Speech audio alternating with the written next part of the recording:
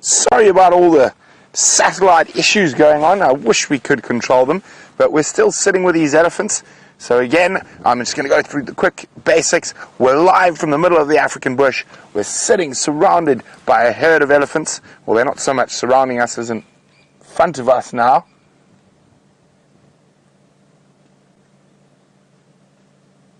Sorry about that. I heard a Franklin alarm call and I got distracted. I think a slender mongoose just chased a squirrel. My name is Brent. I've got Gert or Carrot on camera, depending. You can use either. On the other vehicle is Jamie and Gendre, and final control is Rebecca and Louise. And the ellies are heading down towards the road. So we're going to try to jump up ahead of them. And of course, being live, you can ask us questions. And if you would like to do that, send me an email, questions@wildearth.tv, or use the hashtag #SafariLive on Twitter.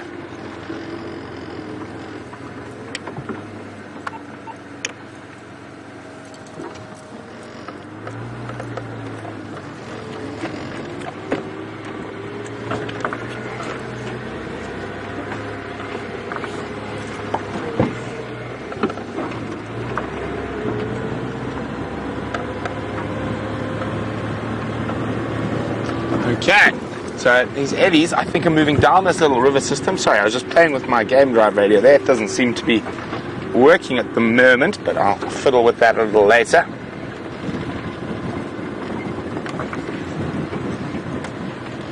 So while we try to catch up with the rest of the elephants, let's say good afternoon to Jamie.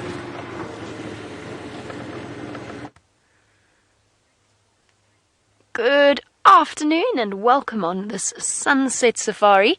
And it seems as though our search for the spotted cats has led us to finding a very stripy animal. In this case, 3 zebra stallions making their way straight into the area where we think the leopard was this morning. So we do apologize for those of you who were watching our sunrise safari this morning. You never got to find out the end of the story, which was that if you were watching this morning, we were frantically following alarm calls from monkeys in a drainage line around Arathusa. We had tracks for shadow and for a male leopard, and that is where we have returned to once again this afternoon to try and find them. But we have found some unexpected zebra instead. My name is Jamie, and this afternoon I have Gendre on camera with me. And we're going to try and find you another spot to look at these zebra. There's actually more further ahead. It also gives me a chance to just investigate whether or not there are any leopard tracks around here. So there was mass confusion this morning. Frantically alarm calling monkeys, but really angry, and it was clearly a leopard. There was monkeys get a certain tone where a leopard is concerned that is not matched by any other animal. And the last time we saw Shadow, she was with her 4-month-old cub. Now, Shadow is a female leopard that has her territory in this area. And she was busy, she had a monkey kill that she was sharing with her little cub. Now, that also explains why monkeys become so terribly frantic when they encounter something like a leopard. I'm trying to get a good view of these zebra. They all appear to be pulling a funny face. But unfortunately, they're also playing quite hard to get for now. But I think there's something. There's definitely some. Maybe it's biting flies. Oh, excuse me. That took me by surprise. No, there's definitely something bugging me, or bugging them and me, making me sneeze. But I noticed it earlier with the stallions that they were pulling funny faces and twitching. And I wonder whether or not there isn't some kind of biting fly around, or there's something that smells odd on the ground. Leopard scent, perhaps? Look at them, they're all sort of. They keep pulling strange faces. They're doing it again. That's bizarre. I wonder what on earth is going on. Well, as the zebra move off, Gendre and myself are going to concentrate really hard on finding Shadow as the search for shadows, or search for Shadow, makes its way into day 2. We're going to send you back over to Brent and his elephants. We'll catch up with you shortly.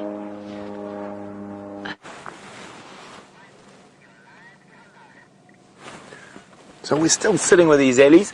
Haven't quite moved out of the thickets yet, so we're just going to wait patiently and see that one closest to us is actually feeding off a green thorn. Green thorn is also known as a torchwood or a balanites tree.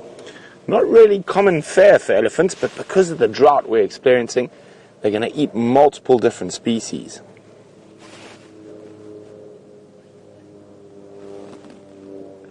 We'll just move a little bit further back, see if we can... Oh, I was going to move towards us. Let's see if we can get a slightly better view.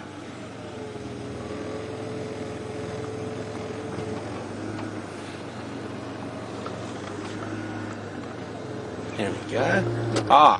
And not only is it feeding off a green thorn, it's also feeding off a little monkey orange, or strychnos.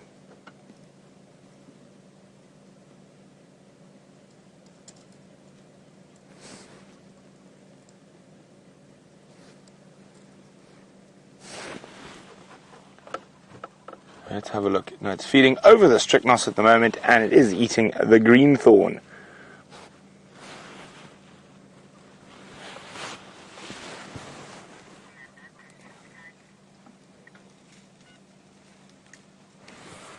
And now we're now in the center of the herd again. There's elephants on either side of us.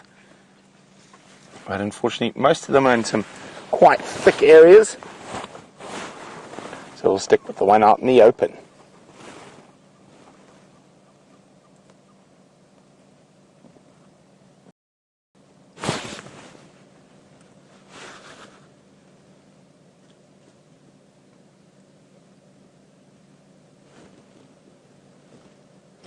Incredible.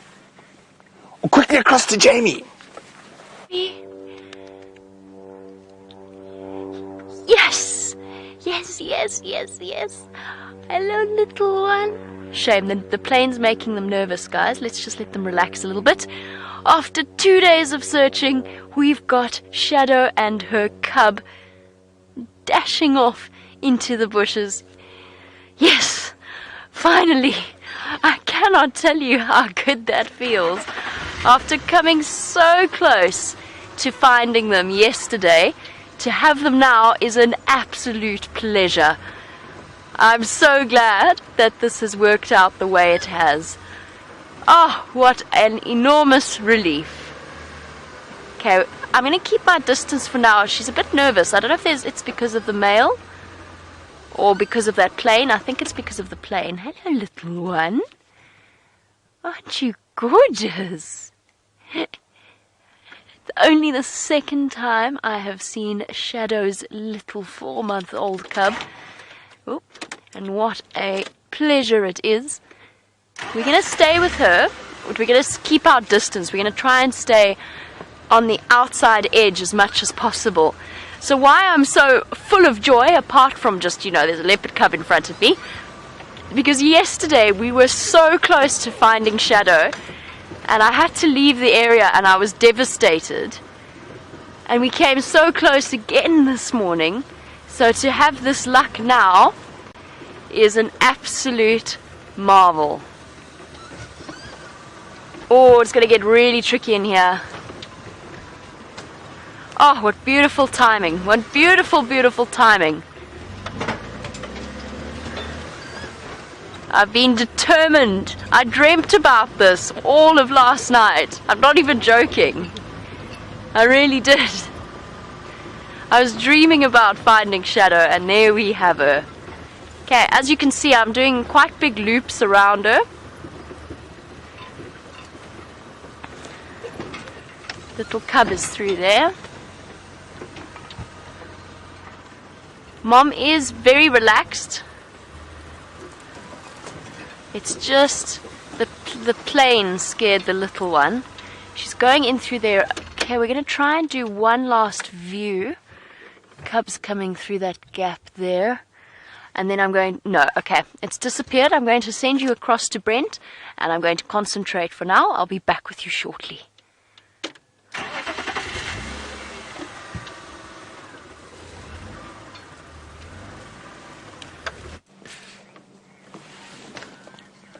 There we go. We've caught up with the rest of the herd down in the little riverbed. We've got some youngsters in front of us here. Oh, we're being stalked. Come in front of me. Look, we're going to get a little boy coming to give us some nonsense. He looked like he was stalking us till he realized I think he'd been spotted. Oh, no, there it is.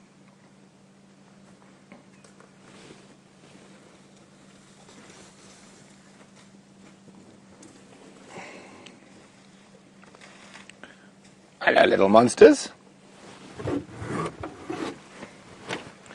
These young elephant bulls are so full of games. I like pushing and playing. These guys are year and a half old. And you see he's digging in the riverbed, actually digging out a root by the looks of things there. Not very seriously though. Still be quite reliant on mom's milk. No, he's just playing. Oh, he likes making dust. Proper little boy.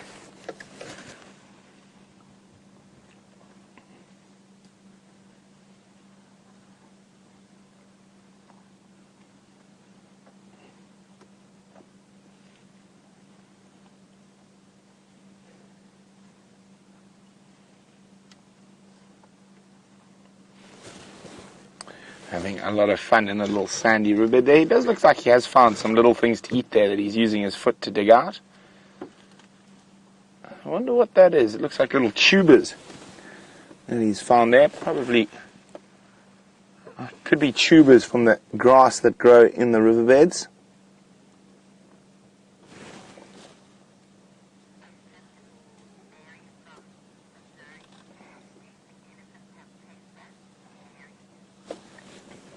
Now, Mary in Missouri is wondering if I think elephants have taste buds. I most definitely do, Mary.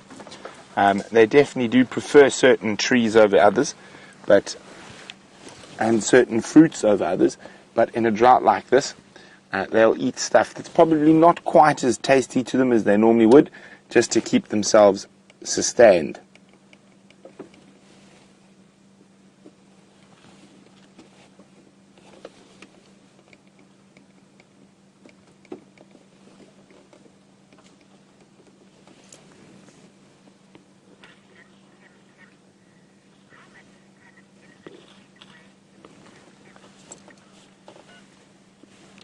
Oh, here comes a big cow.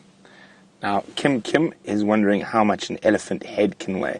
Well, on a big female like that, Kim, probably a good half a ton, 500 kilograms. And on a big male elephant, probably nearly as much as a ton. So nearly 1,000 kilograms. A big male elephant can weigh up to about 6 tons.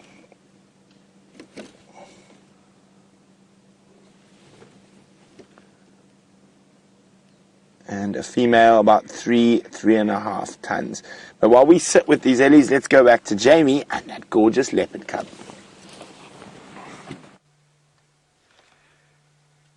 Here we go.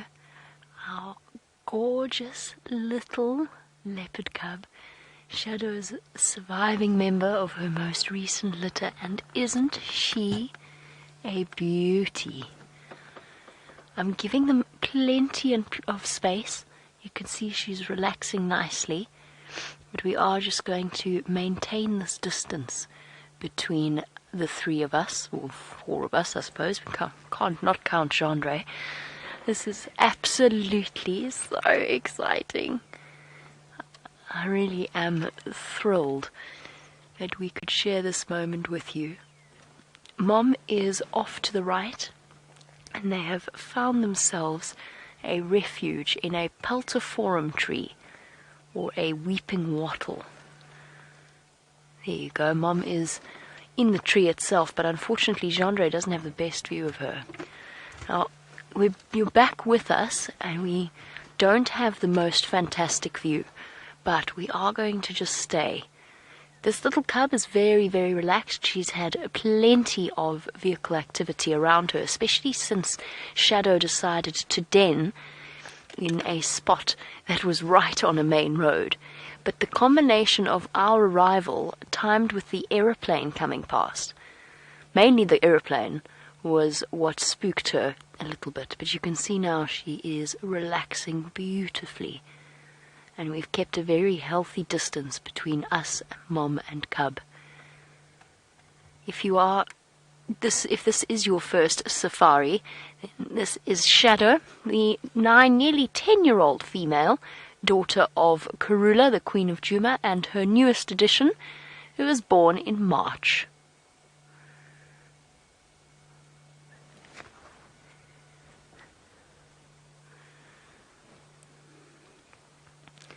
And Sandy in Florida. Yes, I did indeed this morning say there was a male leopard. We knew we were following Shadow, but we picked up on male leopard tracks as well. And we sort of came to a point where we were very, very confused about what it was that the monkeys were so upset about. Sandy, no, this little cub isn't in any major danger. When we stopped to look at the tracks properly, it was clear it was either Tingana or Anderson in this area. And the reason I know that is just sheer size. If it were Sandile or another young male, another young mysterious male, there is no way that they would be the size that they were. These were big male tracks. And they came in here. Shadow would not bring her little cub into this particular spot if she felt that there was a danger from a male. So she seems to be perfectly relaxed and content, and I'm really hoping that they are going to plan on spending their afternoon at this peltiforum tree in the safety of its boughs, but you don't need to be worried at all. The female leopard Shadow, she's mated with Tingana, definitely, and Anderson male, definitely. So they are both potential fathers of our brand new little cub. We don't need to stress too much about the fact that there is another male in this area. Right, guys, there are people coming out on game drive now, so I'm going to call them and let them know that we're in now. It gets a bit tricky here because our game drive comms are somewhat not always the best, but Mom is lying down, which is really good news. It means that she's planning on spending a little bit of time with this cub, and therefore we've got a little bit of time. So while we just hop on the game drive channel very quickly so that I can chat to the guys, we're going to send you back to Brent for now. Oh, she's going to come down the tree, of course. Silly girl. Oh no.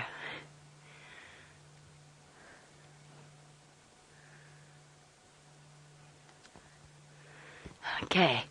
Wonderful.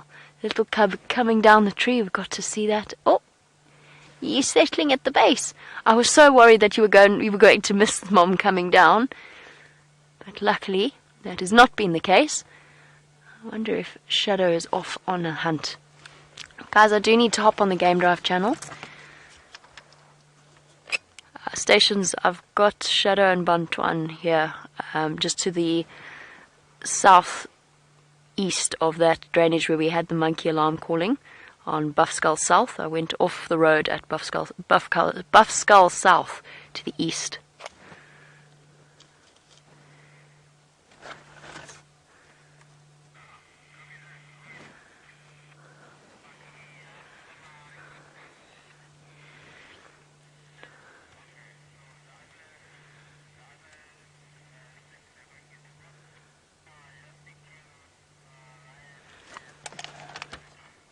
Aren't you an adorable little thing? So Mom has left. Has she told little cub to stay, or is she going to carry on? Let's just wait and see, because it changes things. I think she's told this little cub to start moving off.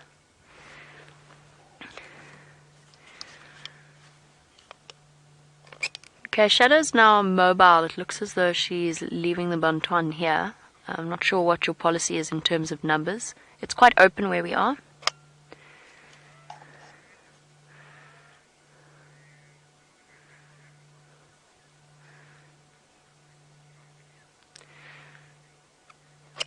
No, negative. You won't get visual of me from the road. But you will see where my tracks go off. I should have marked with a branch, but we were just moving in to make sure we established visual.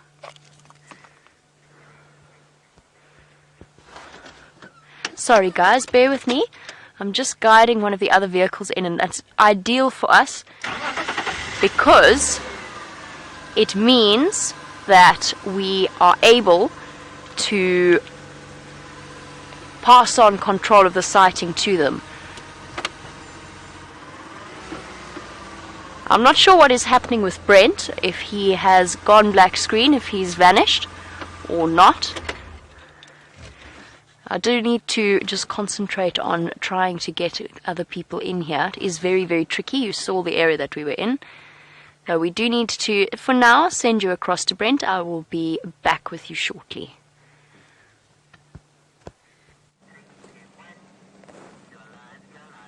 So we're still with the ellies, and our two little hooligans have had a third join them, slightly older, but they're having a grand old time in the riverbed.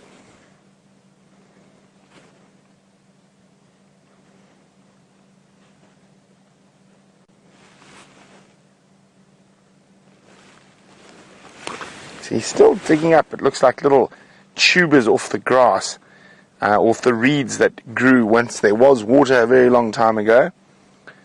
They're really making the most of every little bit of morsel they can get.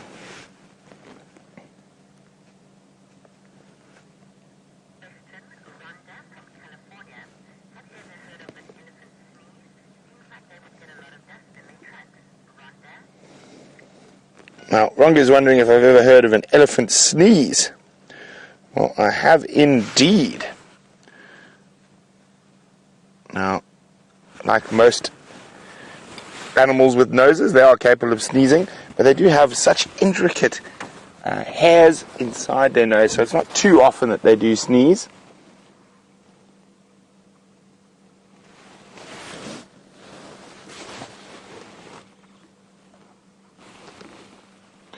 I think this is more of a game than actual too much feeding going on here. A little bit of pushing and shoving. So hey guys, it's going to be on the game drive. Afternoon Andrew, just at Clumby and Love, Central Road at Giraffe Crossing.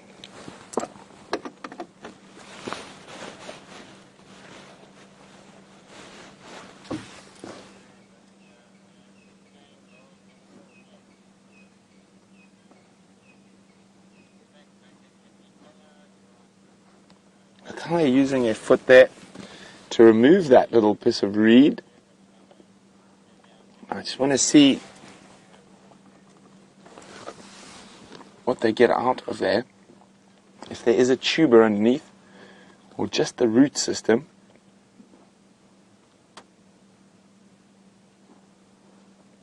Oh, and there's a fourth little guy arriving.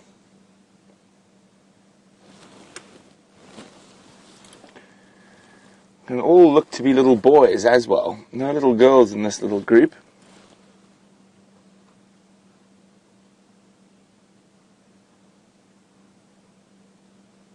There we go. You see he's got a tuber. He dug up a tuber from that reed system. There it is. Oh, it's going to be gone in a second. He's just cleaning the sand off it before popping it in the mouth.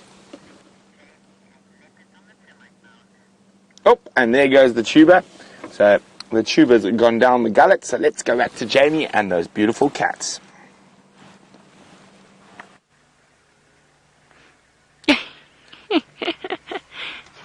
It's an odd sentence that one doesn't hear every day. The tuber has gone down the gullet. Here we are still with the marvelous Shadow and her beautiful little baby. Oh, stretching out just a little foot, poking its head out over the top of the termite mound to her right. And there is Shadow. Absolutely awesome. Okay guys, I'm just going to have a quick chat to Cedric. Let him, he is the one that is approaching us in the sighting. She's up again, so we are sort of, it's a difficult one everybody, because she is constantly moving. We don't want to follow her when it gets too thick. We are being extra specially careful in terms of the way in which we approach this, because there goes Shadow now.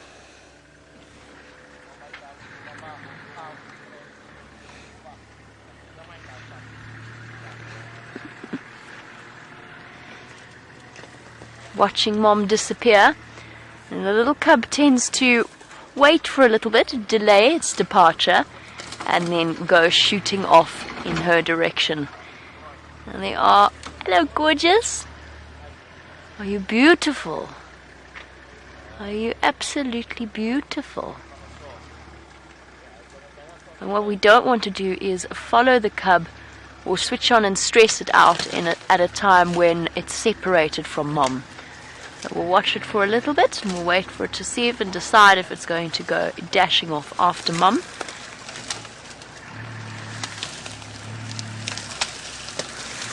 How's it, Cedric? Hi. Hi, guys. Oh, little one. Disappearing behind the termite mound. Guys, I can't reposition now, obviously. We definitely don't want 2 engines on during this sighting, so we're just going to settle for now and just wait and see what happens while Cedric repositions. I think the cub is still on the termite mound. I think it's just on the other side, but I really don't want to stress the cub out in any way, so we're not going to turn on the vehicle.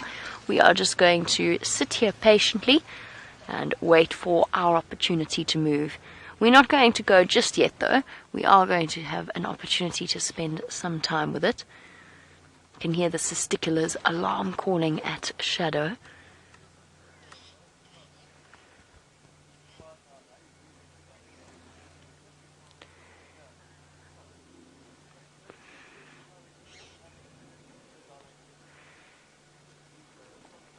And a very warm welcome on our sunset drive to Fee Evans, who is thrilled to hear, or to finally see Shadow after hearing so much about her. And Dave and herself would like to know, at what point will the little cub start learning to hunt? There, look here. There we go. Head sticking out there on the termite mound. Watching us. Hello, little one. Sorry, Fee and Dave. I do have to get on the Game Drive channel, and then I will explain that to you in a moment. Yeah, standing by.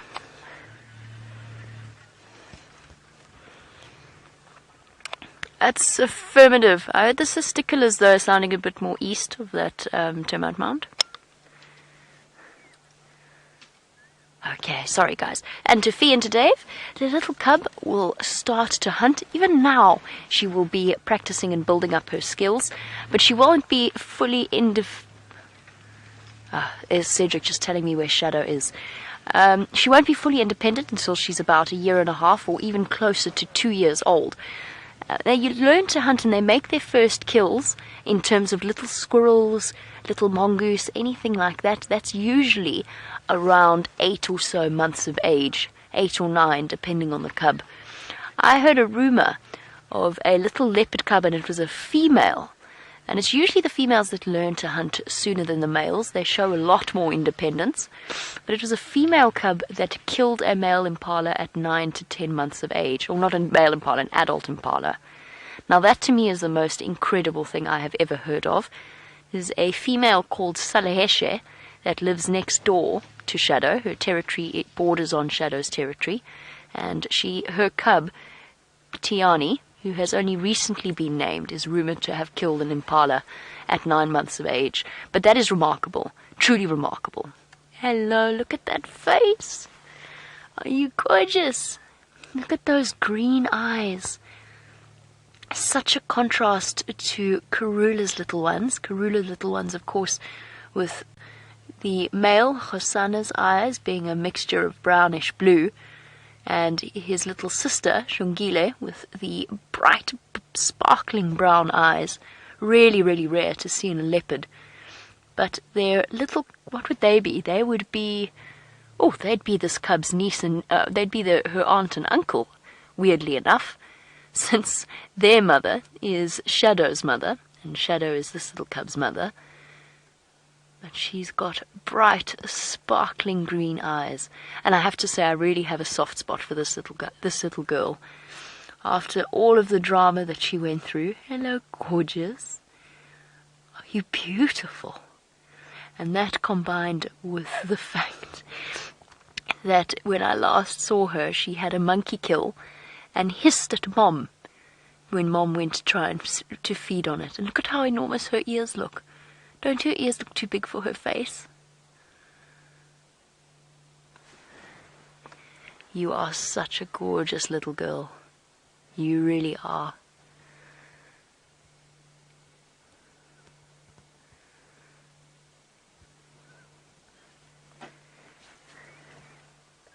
So special.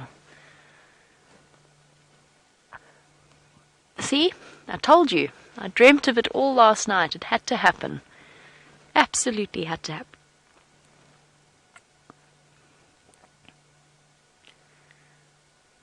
She's looking back in the direction. Cedric is with her mother, Shadow, about 20 meters away.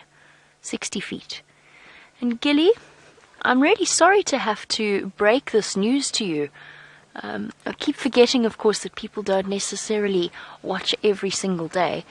Gilly, Shadow did have 2 cubs initially. She lost one. We don't know how. We know that it happened at the beginning of May. We don't know exactly when, but we know that it was around between the sort of the 1st to the 5th of May. No, between the 1st to the 10th of May. That was the period during which she was seen with 1 cub, and then with 2 cubs, and then all of a sudden, just 1 the whole time. So it is that really sad aspect of life. I know that you are familiar with that in terms of leopard cub mortality. A 70% rate will die. 70% of leopard cubs, statistically, will die before their first birthday. Okay, let's reposition, guys, and get a little bit of a better view now that the cub is relaxed once again, before we do have to leave the sighting. And no problem there, you can watch as we do. You can make sure that we keep a nice eye on our cub. She's just ducked behind the termite mound, so I want to make sure that she isn't moving to Mom, because I don't want to make her feel pressured in any way. So let's just see what she's doing. Give her a nice wide berth. But this little cub has no shortage of spunk and no overload of fear. She is a bundle of joy and mischief to all of us.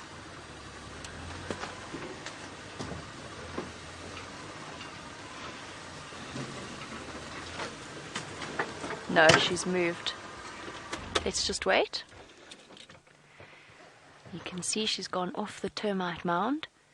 And I'm just going to contact Cedric. Cedric, have you guys got visual of the Bantuan coming towards you?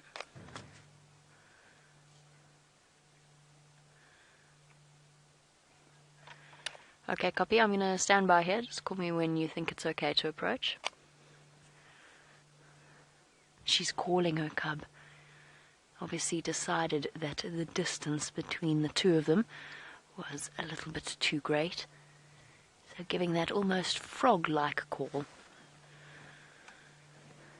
So while our little cub dashes off in that direction, Amy J, you wanted to know whether or not a little leopard cub like Shadow's might, if it didn't have a sibling, whether or not it would play with another leopard cub if it encountered it. There it goes. I just saw brief movement going towards Mom. Chandra, I don't think you'll be able to see. Although, Chandra's eyes are sharp, and he's got a little bit of height on me. And just wait to reposition. So Amy J, yes, probably. I mean, it's difficult to answer that. I think initially you got it. How did you manage that, Chandra? That's incredible. Absolutely incredible. Look at that, everybody. Look at the spots. Bravo to Chandra. That is really very, very impressive. Okay, we can reposition now because it means the cub is there. Sorry, Amy J. Yes, in terms of playfulness, I think the little cub initially would be very reticent. A wild cub has a natural fear of almost everything out here. So it definitely doesn't want to run the risk of encountering something strange and risking being killed or injured. However, I think that fear would very quickly subside, and then yes, I think a little leopard cub would potentially play with a playmate in that way. Nice and slowly through here.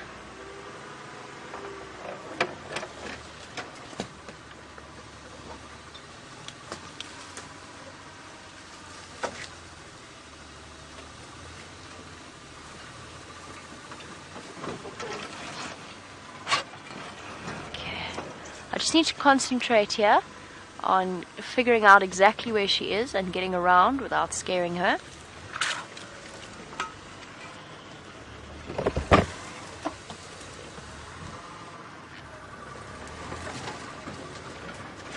And it is lovely to hear from Brent. She's mobile. Sorry, Brian. Brian, it is so lovely to hear from you, Brian in Toronto. Well done, Jean-Andre. Wonderful work. Well, there's a spot, there's a series. Oh, there she goes, there she goes. In front of us there. Guys, this may actually be the last visuals that we get of her. I'm not going to push too much. Here comes Cub. I just saw Cub. I just lost Cub. It's very tricky.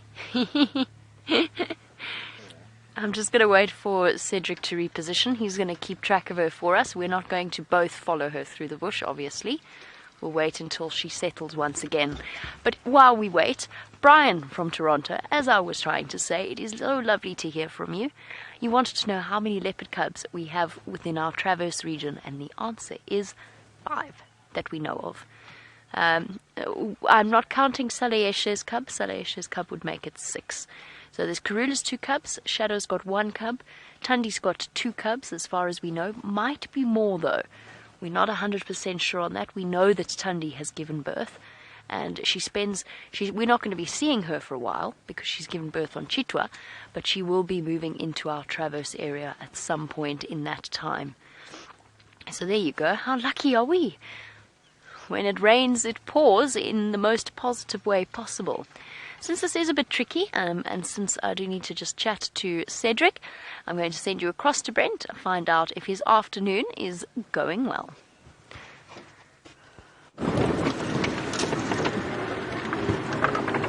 So we've decided to come check on another set of cubs that are on Nkuhuma at the moment.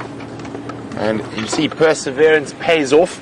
Jamie's been chasing Shadow and Cub, I think, for 4 drives now. And she's finally got them.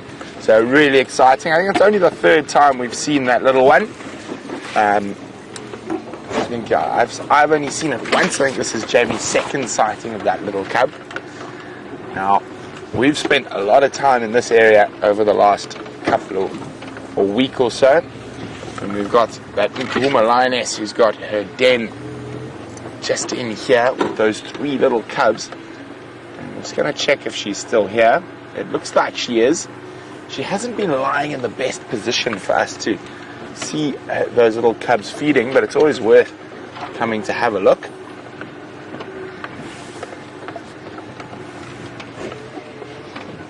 Well, at least her belly's facing us now, so we might actually get a better view of the cubs. Let's have a look.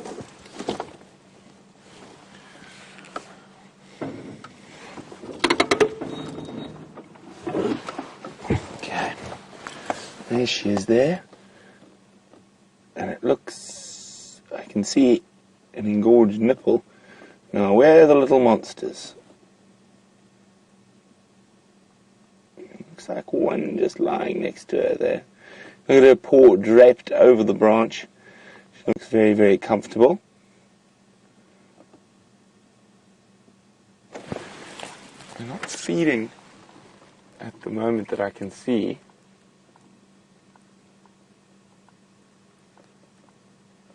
But it might be worthwhile just sitting here for a little bit and trying to see what's going on.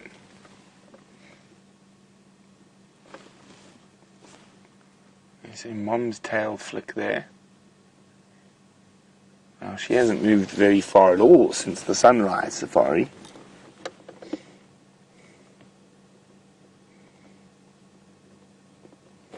Now, where her paw is draped, I thought I saw a little bit of movement just underneath there. There could be a little one there. She has chosen a specifically good den site to hide these little cubs in.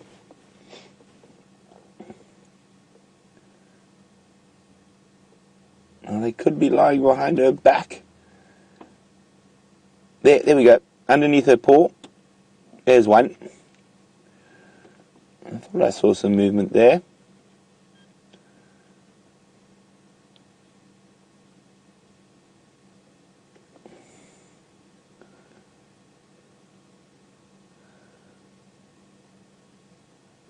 There we go.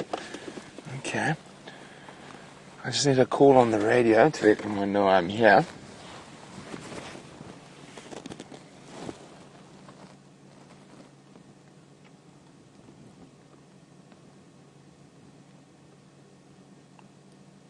It seems like my radio choice to use the radio both this morning and this evening seems to be when everyone else wants to talk to each other.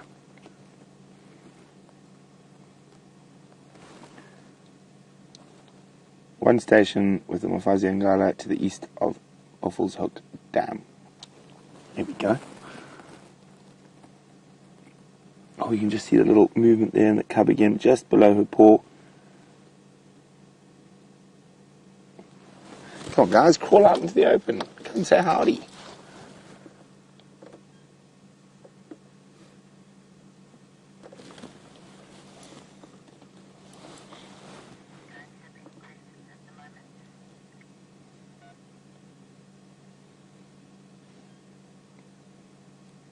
Now, hopefully, if we play the patience game here, we'll be able to get some brilliant views of the little ones a bit later when Momo moves.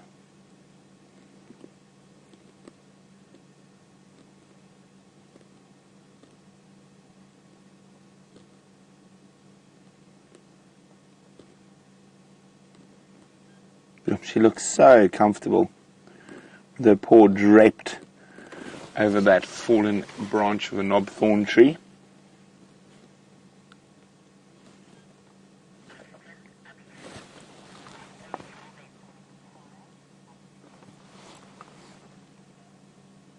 So Abhishek's wondering at what age will these little guys join the pride? I'd say they're probably at oldest about 2 weeks old now. They normally join the pride at around, it depends on the individual, but normally around 8 weeks, 8 to 10 weeks. Oh, did you see something? No. So at about 8 to 10 weeks, they'll normally join the pride. Sometimes a little bit longer, sometimes a little bit earlier. It just depends on the individual female and that pride. So the other guys who are about 8, 9 weeks old have already joined the pride and have already been to a buffalo kill with the pride. So they're still probably another 6 weeks or so before they even think about taking these little guys towards the pride. But not much movement happening here. So from one set of cubs, well, even though we can barely see them, to another cub with Jamie.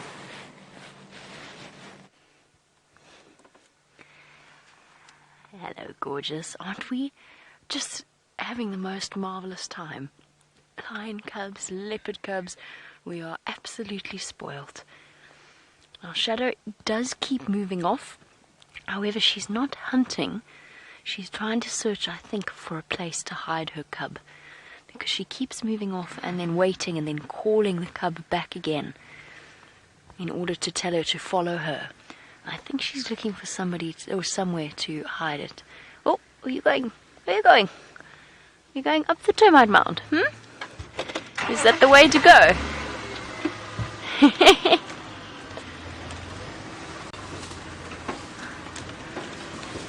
Hello, little munchkin. Just, I hope you are all getting some incredible screenshots. How cool is this? little cub sitting on top of a termite mound, looking for all the world like a little miniature queen. Hey, gorgeous. We all get a little bit soppy when it comes to cubs, we have to confess. We don't hold it together very well. I'm just waiting for Cedric to reposition to get across to Mom, and then we will go a little bit closer. Oh, hold on, never mind. She's going to come and investigate. Oh, you are so brave. You're going up the apple leaf. Yes.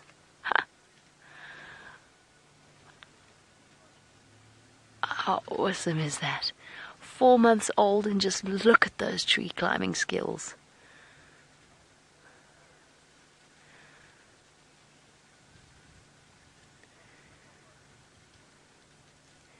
Bouncing around as if she owns the trees.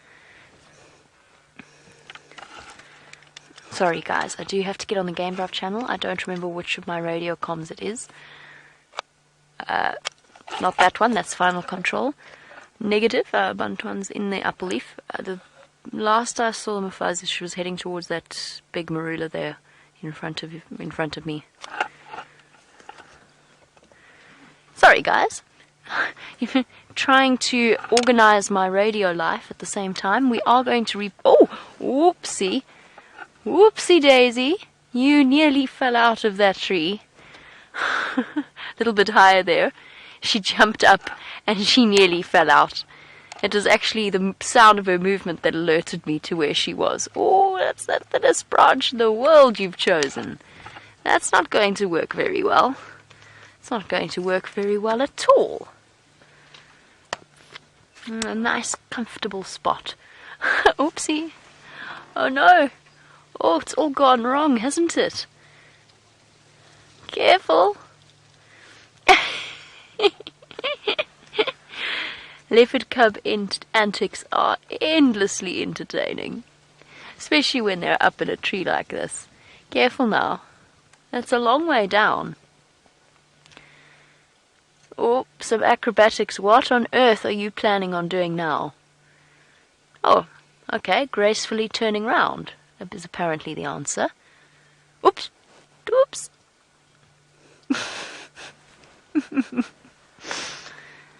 Careful. Just there, just a little bit to the left. Foot a little bit to the left. There we go. Okay, you've managed to stabilize yourself now. She's now straddling the branch. Now the only way I can see out of this little one is if you unhook that tail.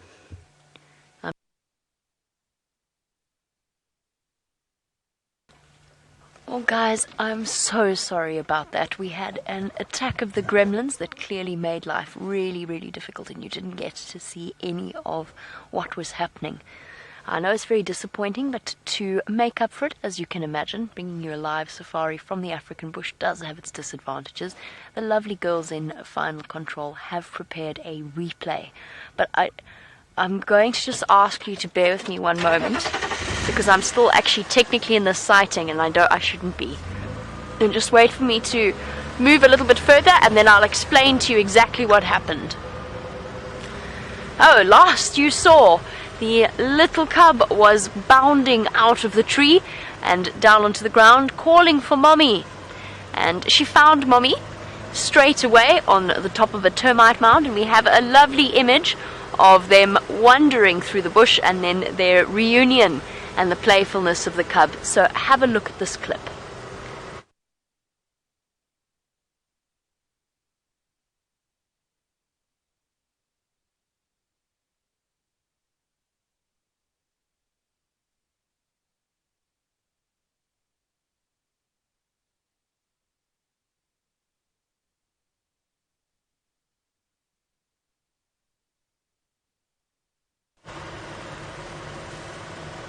Oh, how incredibly special was that. I'm sorry you didn't get to see it live, but a little bit of a replay, I think, was the next best thing. Bear with me 1 second. I'm trying to get on the Game Drive channel to call myself out of this sighting, and every time I pick up the radio, somebody else starts a conversation. Oh, here we go. leaving the lock of Shadow and Bontuan, Ryan on lock and Lazarus in the middle of the road between Pan to Pan and Knobthorne Open, mobile east, and Doug approaching. Okay, there we go. That was all that I needed to do. The really cool thing about the direction that she's moving in is I think she might come back towards Juma, and that is exactly what we want. I think she's leading her cub back into the block where we were searching for them yesterday. So this morning we had the frantic search for the wild dogs sprinting everywhere. We never found them, but we did find their tracks going straight past where Shadow was. We also found signs of hyena that were there from last night. So whilst we think she had a kill, we think she may have lost it to the hyena and she moved off away from that area because of that. And now she is on her way towards a Triple M, and hopefully she will pop out relatively soon. So I'm really glad you got to see that replay. If she does come back towards Juma, then things change and we will be back on the sighting. You'll have to stay tuned to find out. I'm going to send you back across to Brent, who has got one very sleepy lioness.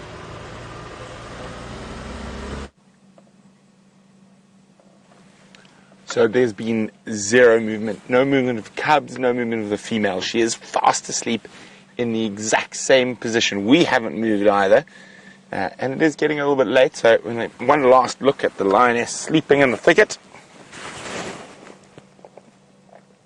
And there's a lazy lion if I ever saw one.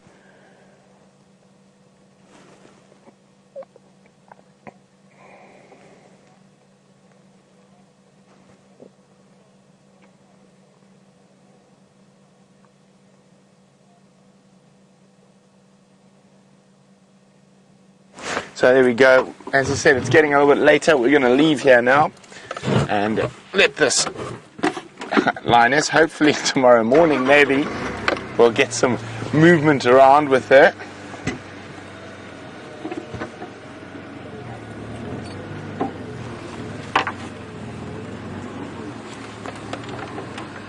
She hasn't even lifted her head as we move away. Now, Thomas in Pennsylvania is wondering, with all these lion and leopard cubs around, will there be enough territory for them all? Well, currently, sort of yes and no, Thomas. It's not quite as easy as that. So, what happens with lions? With lions, yes, there should be plenty. Now, what will happen is the lionesses or the female cubs will join their natal pride. So they'll stay with their moms and aunts, and possibly even sisters at that. But male cubs at around, oops, that one nearly got me. At around 2.5 to 3 years old, will be pushed out of the pride by the dominant males, sometimes even a little bit younger. Now that's to ensure that they don't mate with their moms and sisters, so they'll be pushed away, and sometimes they'll wander for a couple of years and move very far from their natal pride before they are big enough and strong enough to try take over a pride of their own. Now with leopards it's a little more complex, but again the girls stay behind. So what happens is female leopard cubs normally become independent from their mothers at a younger age than the males, and what happens is the female will then sequester a small section, or a core section, sorry, not a small section, of their core territory to the female cub. And what will happen then is she will then normally move over and extend her territory into another female's territory by fighting, being older and more experienced.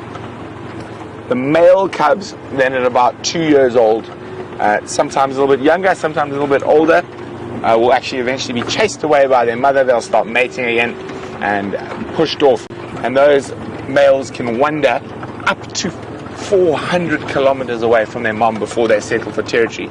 So yes, there is enough territory for them, but no, there's not enough territory for them on Juma. And that's only for the boys, unfortunately. For the girls, it's a little bit more different, a little bit more complex.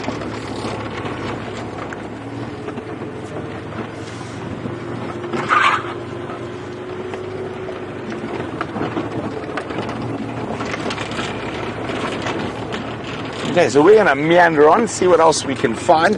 I'm going to start heading back towards Sydney's waterhole, just in case those wild dogs from this morning decide to head back to the west.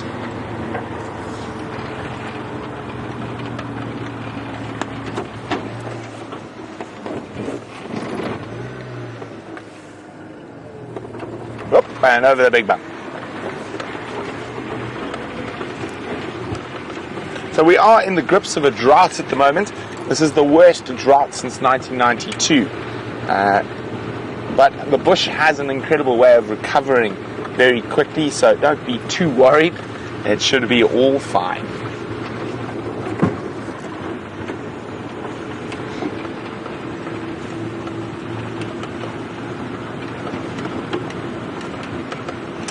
Oof, a bit nippy.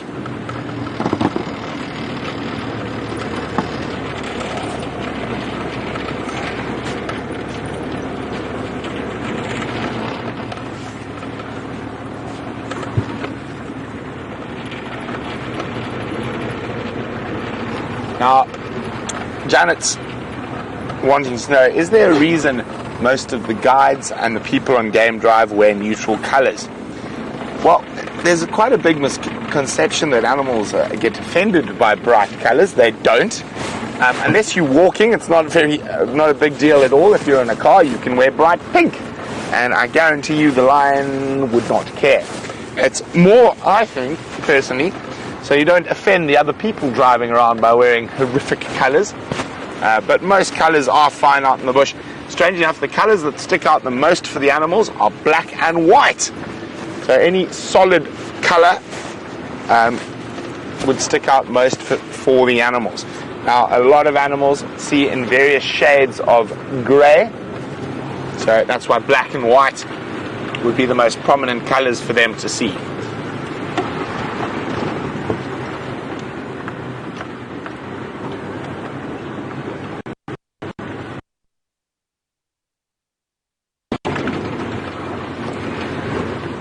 There we go. Now, jersey's on. Everything's back in order. Didn't pull my ears out. No, I didn't. So I said my plan is I'm going to head west towards the area around Sydney's waterhole. There is a possibility those wild dogs we were tracking this morning might cut back towards their den, which is probably 10 kilometers to the southwest of us.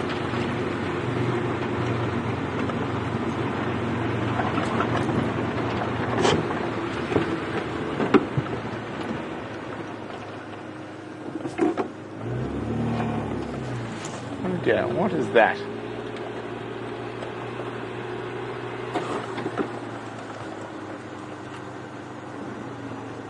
Oh, so unfortunately, sometimes off vehicles, and I by no means think it's on purpose, especially with building vehicles, there's bags of stuff on the back, and occasionally litter will blow out.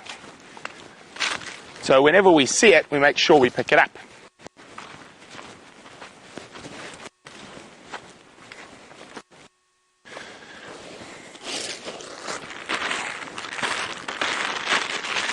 Wow, this at one stage is definitely from a building crew, but it was a giant bag. And when I say a giant bag, I don't think I've ever seen a bag of ginger biscuits that big. And of course, I think what happened is it just accidentally blew off the back of the car. So if we do see anything, we always try to pick it up. That colour scheme is not something you see too often out here in the bush, so caught my eye as I was driving down. Now we have to go through the whole ear process again. There we go, back in.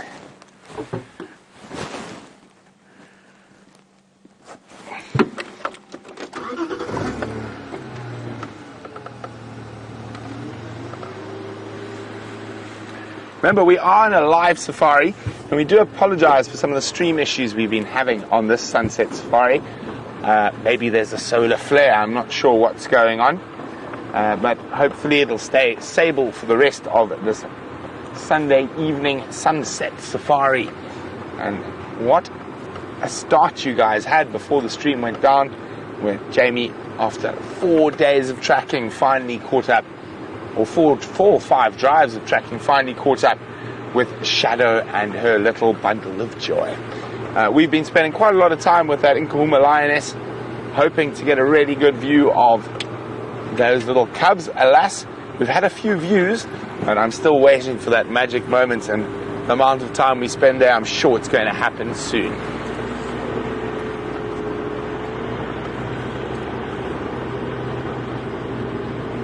Well, everyone's saying apparently thank you for picking up the rubbish. It's my pleasure, and I will always pick up rubbish when I see it. And while we head towards Sydney's waterhole and the hope of the African wild dog, let's go see how Jamie's going.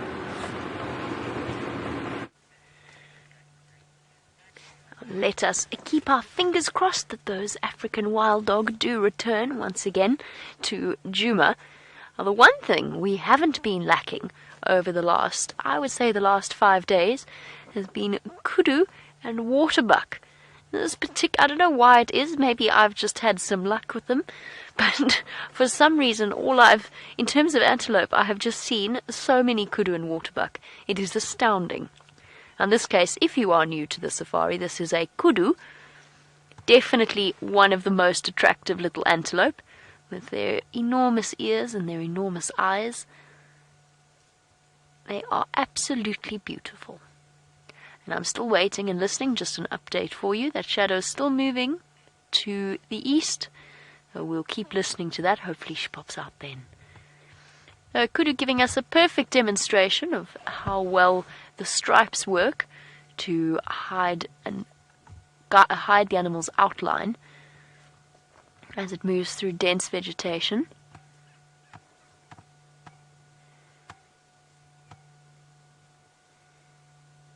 Something I've realized.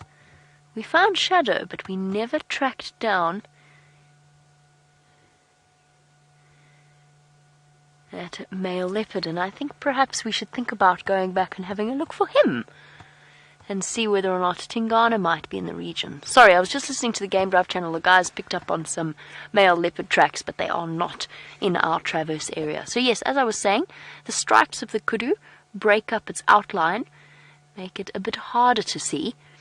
Our kudu does not wear khaki in order not to offend its fellow kudu. It wears khaki because it's the perfect way of disappearing into the vegetation. And Chandra giving us the perfect example. Imagine you're a predator, and predators' eyes are attracted to movement, but just see how difficult it becomes to identify individuals in that group and single out one particular target.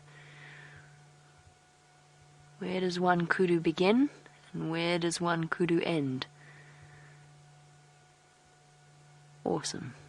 It's actually really beautiful. It's such a beautiful time of year. All the golds and the reds and the oranges. Okay, I think let us leave our kudu for now, since they've done such a magical... Oh, but that's so pretty. That looks like a jigsaw puzzle. A really difficult jigsaw puzzle.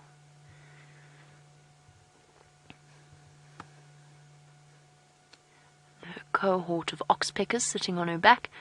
The birds that pluck off the ticks from in the kudu's fur. And a wonderful question from Ben, who is 14 years old.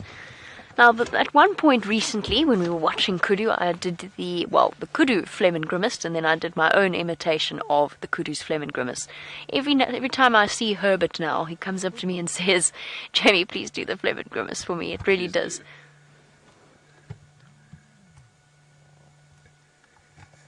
Can't keep a straight face, especially with genre zooming right in. You can just see the camera lens go zhunk.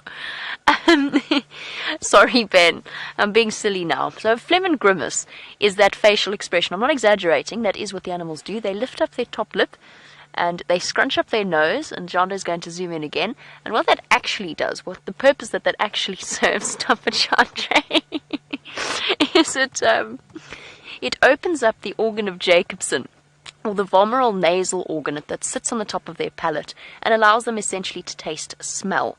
Now, Ben's question is, do all animals phlegm and grimace? Almost all of them do. At least all mammals do. Especially in this area, there is one in particular that immediately jumps to mind that cannot phlegm and grimace, and that's an elephant. Because imagine an elephant doing that. Definitely wouldn't work with a very large trunk in the way. So what they do instead, Ben, is they touch the smell with their trunk. So they touch it, if it's urine or whatever it may be, and then they take the trunk and they put it in their mouth onto the organ of Jacobson, and that is the equivalent of an elephant's phlegm and grimace. Best phlegm and grimace of all the animals, I feel, is the white rhino. It looks as though it's puckering up for a really big kiss, a really big sloppy kiss, and of course they've got those broad, flat lips. So it's absolutely wonderful. No, I'm not doing the phlegm and grimace. I'm not, no. I have thrown my dignity upon your mercy, and you've proved to be merciless.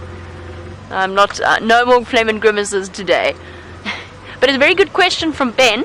And Ben, you know, of course, that the organ of Jacobson is most important in our reptile family. And there's no reptiles that phlegm and grimace at all. They will instead, that's what the flickering tongue motion is all about. It's about sensing the air particles, or picking up the particles that are creating the smell, the chemicals that are creating the smell, and placing them, bringing them, drawing them back into the mouth, into the organ of Jacobson. And technically, the organ of Jacobson is only reptiles. The males have a vomeral, mammals have a vomeral nasal organ. But it's essentially become the same thing just in terms of ease of description. So, a lovely question, Ben.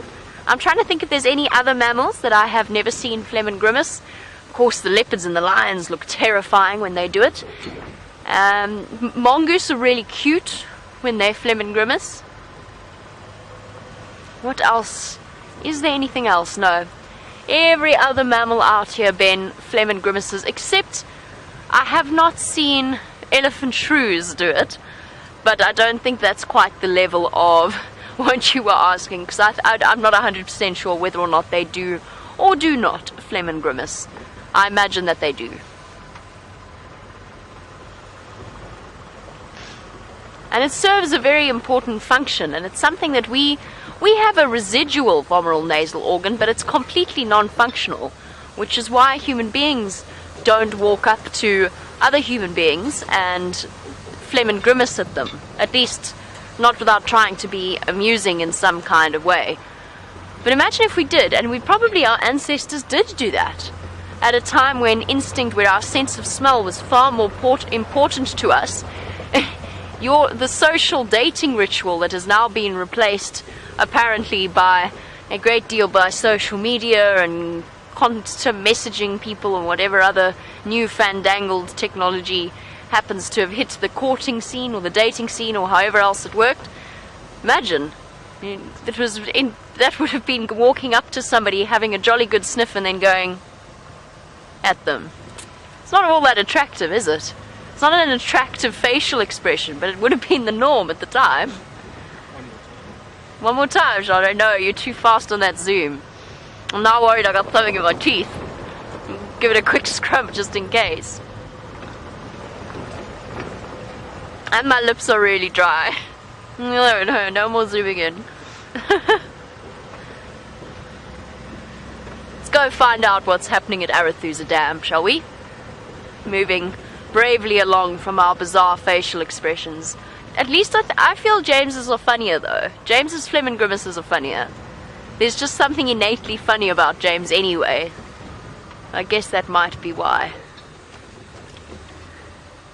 I'm getting really good at spotting leopard termite mounds. Nobody panic. It's okay. It's just a termite mound this time. There's now about 6 people waiting to see Shadow and her cub, so I'm glad that we left when we did. Still hoping, though, that at some point they're going to return to us and that we can have the pleasure of their company on Nkuhuma tomorrow, on the sunrise safari, perhaps. As soon as the sun starts to disappear, it gets really very chilly.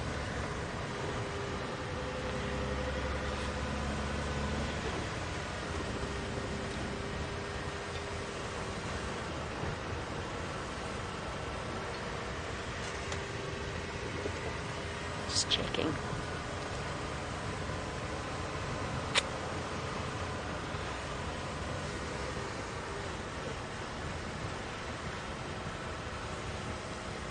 And we've got a herd of impala. No, we have one solitary. Oh no, there we go. That's going to be impossible for Genre to show. You think you want to? I think it'd be nice in the backlighting. Oh, perhaps. I suppose the sun is quite low. Genre, of course, teaching me all kinds of things about the techniques of camera work. I'm basically a cameraman now, having borrowed his jacket the other night that says cameraman. Cantering over the termite mound. Actually, that's really beautiful. Wow, that's pretty.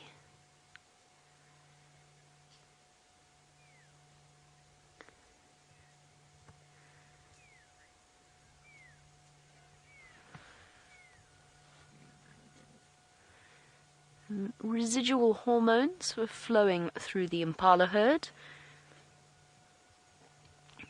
causing those deep grunting sounds from the males. And I've noticed quite a few herds recently have been split up by the rams, collecting females in the hope of being able to pass on the next set of genes. Unfortunately, they are very much barking up the wrong tree because the female estrus cycle is over. There's alarm calls from the lodge. It sounds like small children playing in a swimming pool. I'm frozen mid-sentence, wondering what on earth was going on there. So did she. This lovely impala on your screens. She's very pretty. We don't stop and appreciate our impala all that often. We kind of take them for granted because we see them all the time. But just look how beautiful they really are. Beautiful and exceptionally graceful. And delicate. What have you seen? She's seen something that's put her on alert, but none of the other impalas seem to be terribly bothered. It may well even just be a francolin moving off in the bushes, or some other impala that she hasn't quite managed to identify. But you don't mess with an impala's eyesight. Those things are sharp. What have you seen, lovely girl? She's not alarm calling. I think she's just seen other impala. See, it is a really, truly beautiful time of year. The golds and the reds and the oranges.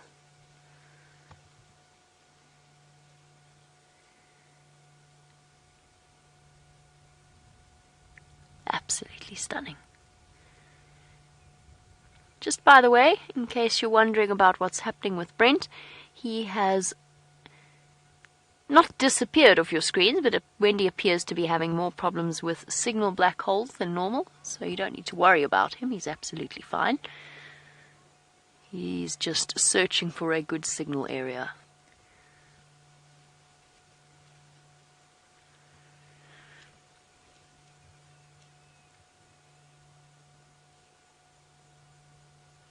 Gosh, this is so pretty.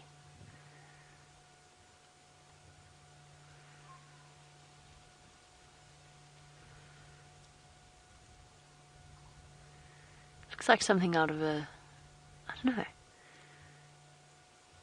I suppose. It's African wildlife at its most stunning.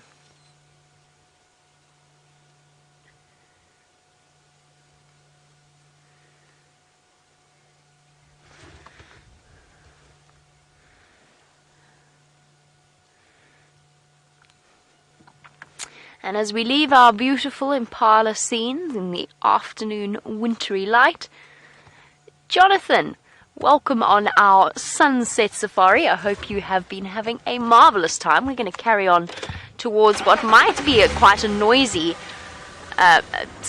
Arathusa Dam experience, but let us go and investigate. Jonathan wants to know a little bit more about our responsibilities as guides. And the answer, Jonathan, is apart from guiding our live safaris, we are required to look after the vehicles, make sure that they've got fluids, their tires are okay. If something's wrong, reporting it to the wonderful Opa, who will then look into it for us and hopefully fix it. Those are generally our main responsibilities. It's the one amazing thing about this live safari experience that I think for all of us, none of us have experienced before, is the fact that we have, compared to a normal guiding career or a normal guiding job, we actually have very few responsibilities. We take the crew out every now and again to go and see a sighting or something similar, but other than that, if you were your day in the life of a safari guide, especially where I used to work, you would check the vehicles in the morning, pack your hot box, so your coffee, your tea. You might be able to, if you have a tracker, he might share those responsibilities. Have coffee with the guests first thing in the morning, wake them up first thing in the morning, take them out on game drive, maybe do a walk at 11 o'clock after breakfast that you've just sat with the rest of your guests. Then you might have to go and do an airstrip pickup or whatever else it happens to be, and then you carry on to the afternoon game drive, and then you sit dinner until your guests want to go to bed. And as marvelous as that experience is, it can be quite exhausting. So as Safari Live presenters, the not having to look after people, not that I'm saying we don't enjoy it, but to have that break from looking after people is really very pleasant. We don't have to be, you don't feel like you're at work when you're having dinner, which you do if you're working at a safari lodge. But you get on very well with your guests, and it's wonderful, but we sit with a group of friends every night and enjoy each other's company. So our responsibility is basically to report problems as we see them. We get feedback meetings where obviously we are critiqued upon our performance, and it's not always negative. It might be positive, it might be talk about how we could handle a situation slightly differently, what would be easier, just in order to bring you guys the best possible live safari experience. So those are the sorts of things that we do. I mean, our cameramen have an enormous amount of responsibility. They've got all kinds of archiving and other things that Jean-Andre does mysteriously in between drives. They always seem to be incredibly busy. It's not just us as safari guides. WildEarth functions as well as it does because it's got such an incredible team behind it, and a team that works unbelievably hard at different times. Alright, speaking of our team, we have a teammate back in play, and that is Brent, who has found a very large elephant outside final control.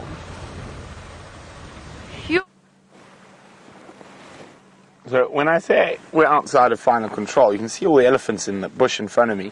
When we arrived, they're actually standing. There's the bucky, and that's final control there. There's the thingamabob that jigamajags you the signal. But I think there's some more elephants out in the open up ahead. So let's see if they're down at the pan. Now, this is the same massive group we were with at the beginning of the safari, and they've just slowly moved their way through here.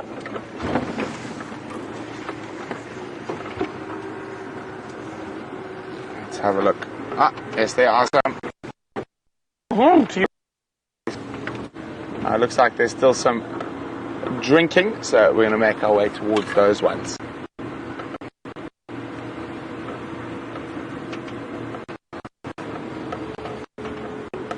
Elephants there.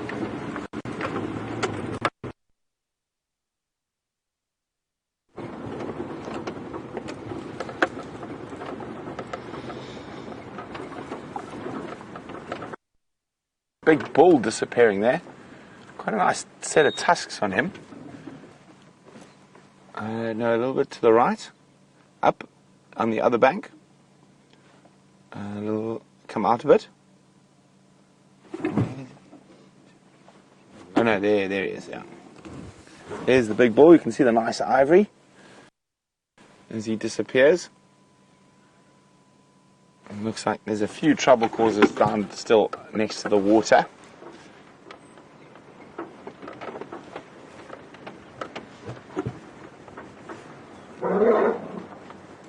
Oh, someone got into trouble. That female decided to chase the one female and set off a bit of pandemonium here. Still chasing. Lots of trumpeting.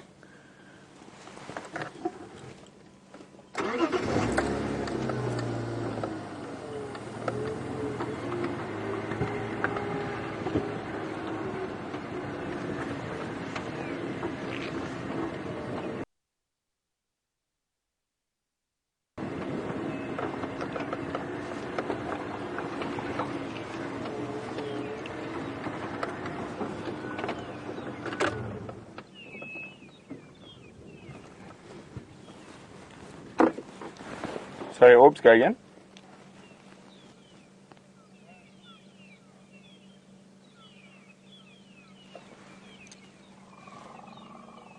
Copy, thanks, Orbs.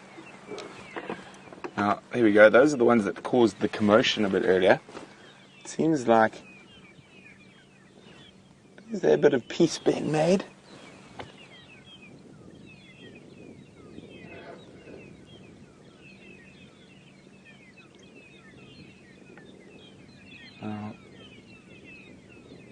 Look. Ooh. Now, quite interesting behavior happening. Could be a bit of sorting out of social hierarchy.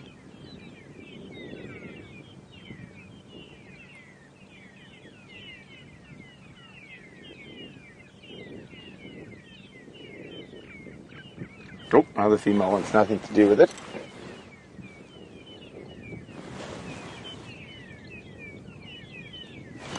Now, as the eddies move off, Aubrey spotted something just behind us that you don't see every day. I want to see if they're still at it, so to speak. There's also a lone old buffalo bull. That's not what we are out to see here.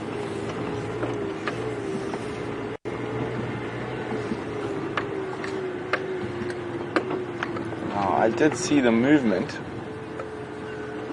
Now, where have they gone?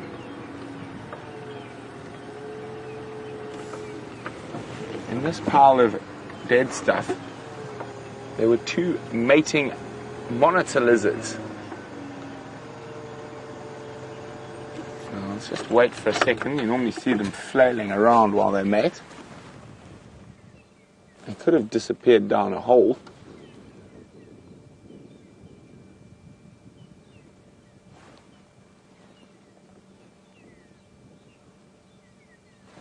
Where are they gone? I did see their movement, and they seem to have either disappeared into the sticks or maybe even gone down a hole. Let's just try from a different angle, maybe.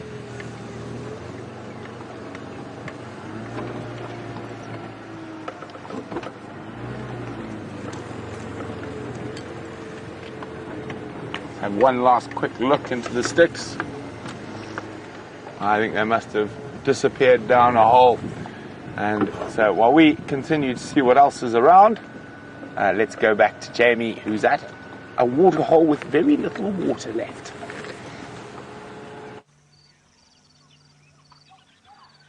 So little water left that I actually, to be completely honest, I got quite a shock when I arrived here at Arathusa Dam, because it's not so much Arathusa Dam as Arathusa mud. And that what you were looking at there in front of you, and of course this always happens every time we do try and zoom in and show you, that's the catfish, the remaining catfish of Arathusa Dam. And if we go further off to the right, we've got an even sadder image. And the catfish, which is that of this poor hippo, attempting to make the most of whatever cover he can find. And it doesn't look very pleasant, does it?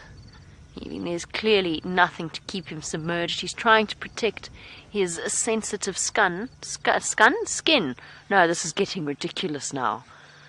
Skin from the sun. I'm really sorry. I don't know why my speech patterns have suddenly gone completely crazy. But yes, he's protecting himself from the sun.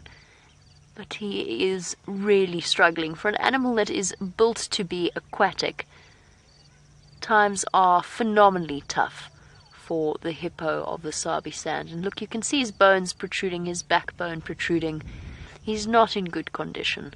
And that is also because there is so little food for them to eat. He's not dead, by the way. Just in case you were concerned about that, he is breathing. There is movement there. Nor, in fact, is he dying just yet. He's fine. He's just sleeping, and there is absolutely nothing we can do. Until the rains come, these sights like these are going to be pretty much a standard occurrence. The fish will survive. Some of these catfish will survive. They're going to dig themselves down into the mud, encase themselves in a mucus-like shell, and they will tough out the drought. But those of them, these huge ones that are stuck on the top layer, look at them, look at the numbers of them. Too big even for the catfish to make off with. They are stuck, and they are really going to struggle. And just think about how little oxygen there must be in that muddy water at this point. Oh, the shivers. It's going to be the hardest aspect of watching Safari Live over the next few months, and for us living out here over the next few months. And there really is just nothing to be done.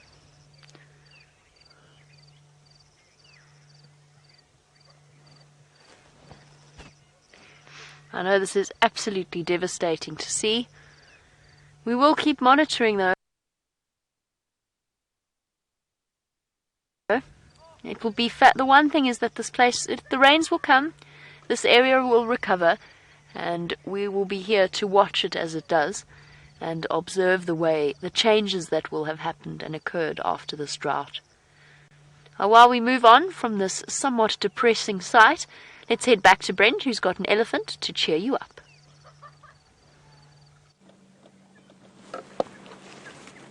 And we've actually got 3 little boys who haven't quite stopped chasing each other yet.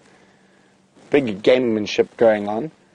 And they're being left behind by the herd, but they're having a great time wrestling and shoving. Look at that. It's the same ones who caused all that pandemonium earlier.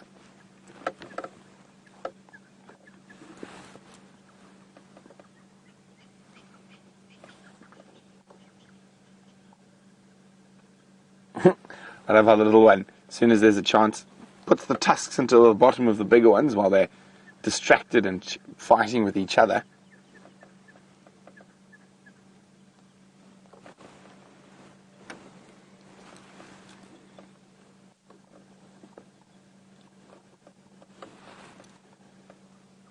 Nice cool weather, just had a drink. Now it's time for playing.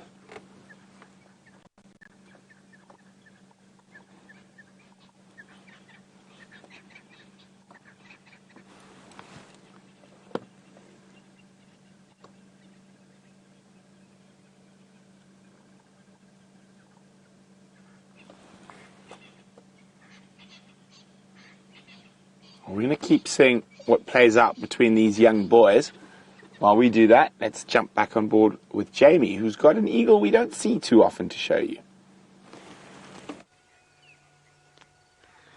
We have an eagle that we don't see often indeed, and in fact, when I said too big for the catfish to make off with, I didn't mean catfish at all. I didn't even realize that I had said that until Jean-Dre pointed it out after we sent you back to the elephants. My apologies. What I meant was the catfish are too big for the fish eagles to fly off with. And there we go.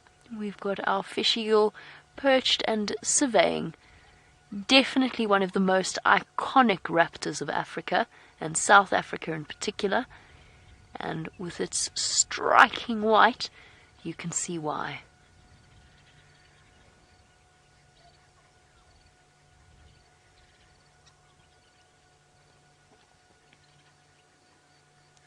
Just allowing ourselves a moment of calm to take in the image that is in front of us.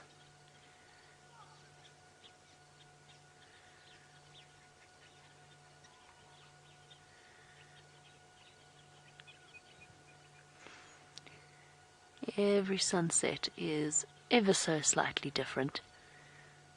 Every sunrise and sunset, and winter in particular, provides for some truly spectacular evening skies.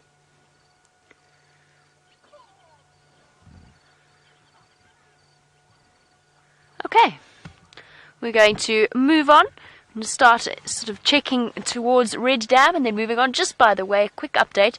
They have found the wild dog. The wild dog are in Elephant Plains. They are all the way in Elephant Plains. So that's on the western side of Arathusa, in the direction that we were just looking, but probably about, give or take, 6 odd kilometers. My conversions here, what would that be? About 4 and a bit miles? 4.5 miles? Something like that. I'm not very good with miles. 3.7-ish, says Jean-Ray, just mile conversion down to an art. Alright, let us attempt to reverse off this narrow bridge. Poor Brent has lost his signal.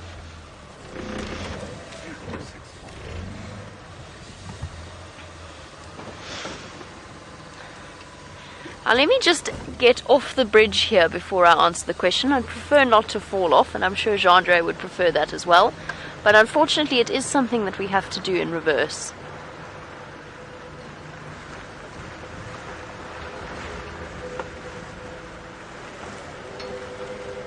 Oh.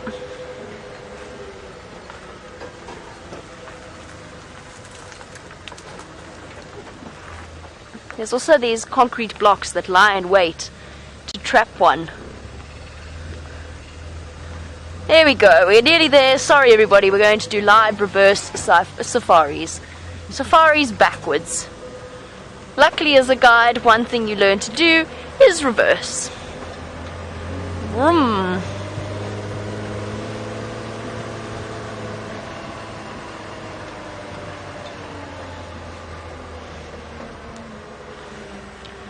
Okay, now that I've sufficiently twisted the muscles in my neck and we've made it onto solid ground and off the bridge in reverse, Gracie, sweetheart, I'm sorry. I know that hippo is really, really sad to look at.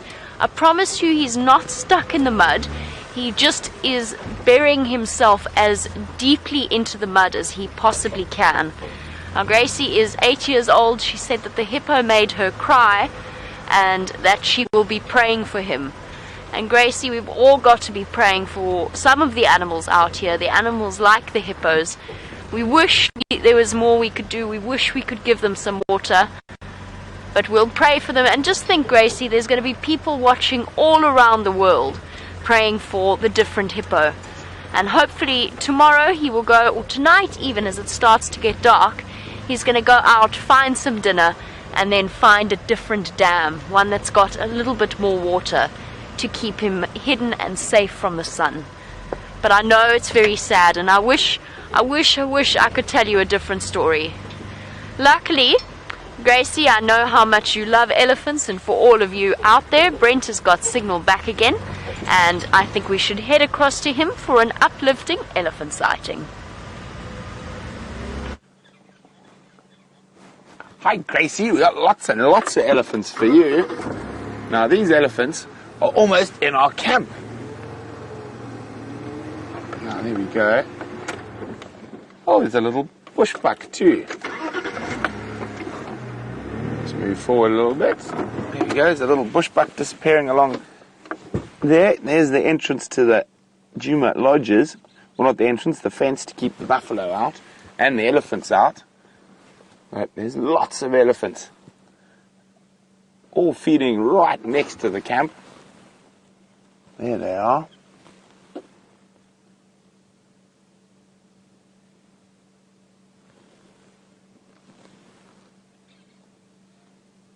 Oh, watch, the elephant going to chase the bushbuck. Just because it can. Be careful, little bushbuck. Just, isn't that awesome? The young elephant sort of half chased it. The older elephants just ignored it completely.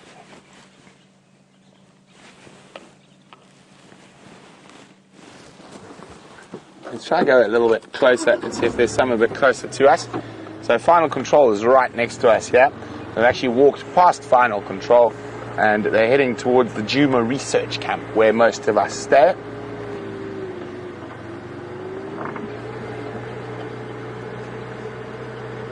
We might even find some on the path we normally use between final control.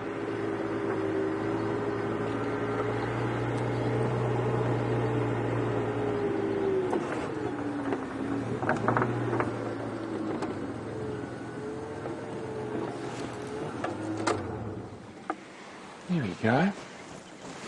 Now, Kathy in Tennessee would like me to explain again why elephants pushing down trees is good for the bush. Well, I think it's good for the grass, Kathy, and the grass is good for a lot of the grazing species. So we're in a drought, and we've had a very wet 8-9 years, and the trees in some areas have taken over completely from the grass, and what that does is quite often it makes it more difficult for a lot of the herbivores like wildebeest or your grazers, buffalo. Let's just move on again, they're moving. Because the trees actually block out the sun for the grass to grow. So now we go through a dry period. The elephants are going to eat a lot of trees they wouldn't normally. So the elephants haven't eaten much grass this year because there hasn't been much around. But during your normal wet season, elephants will eat. In the summer months, in the rainy season, 80% of their diet will be grass, but this year that hasn't happened. So they've fed off the trees and bushes for longer, and that will cause clearings, and then when we get our next set of rain, the grass will be able to grow in those clearings because there's no trees for them to compete with.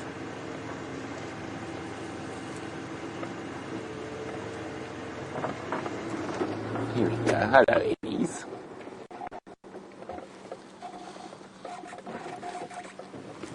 They are just so wonderful to spend time with. Hello, madam.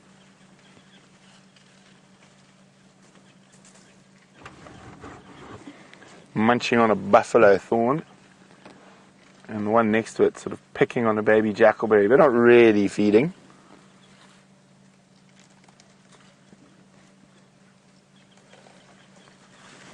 And if we keep quiet and listen for a second to the amount of noise the elephants are making around us,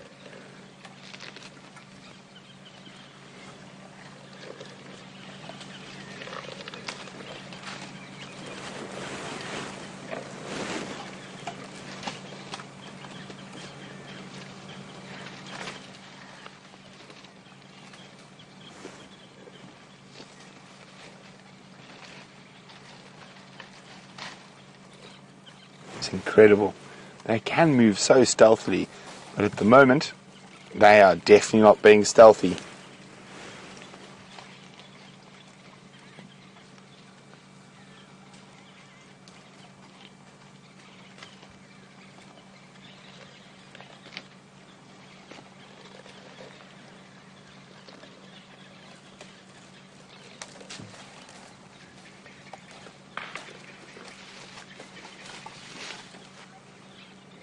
We're going to sit with these elephants for a bit longer, and while we do that, let's go across to Jamie, who's with some monkeys. Hello, big girl.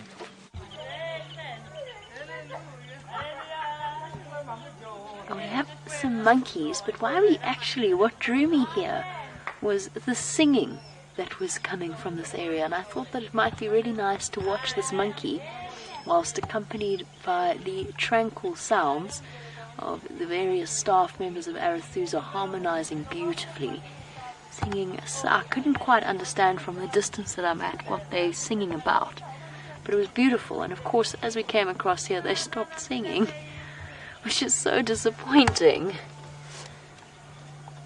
I'm hoping they might start up again while we watch this little one scratch at its cheek. Oh, well, we've got an oriole. Whistling of an oriole to keep us company.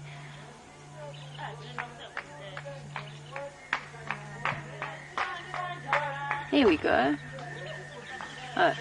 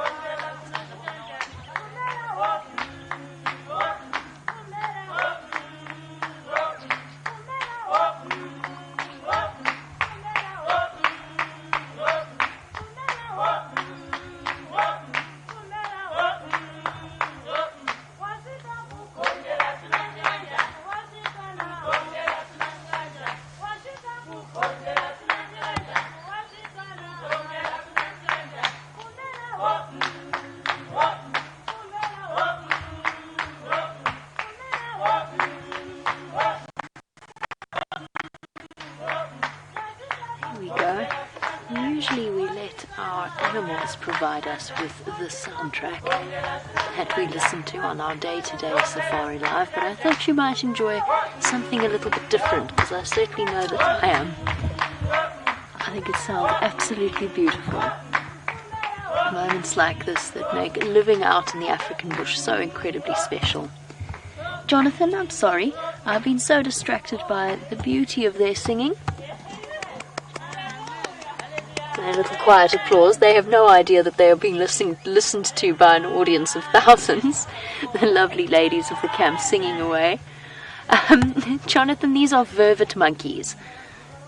We only actually really get... Oh, cute. That one nearly fell over. We only actually get one species of what we would truly call or define as monkeys out here in the Sabi sand. In South Africa, we get the vervet monkey and a monkey called the sykes or the simango monkey, but they live much more in the forested or mountainous regions of the country.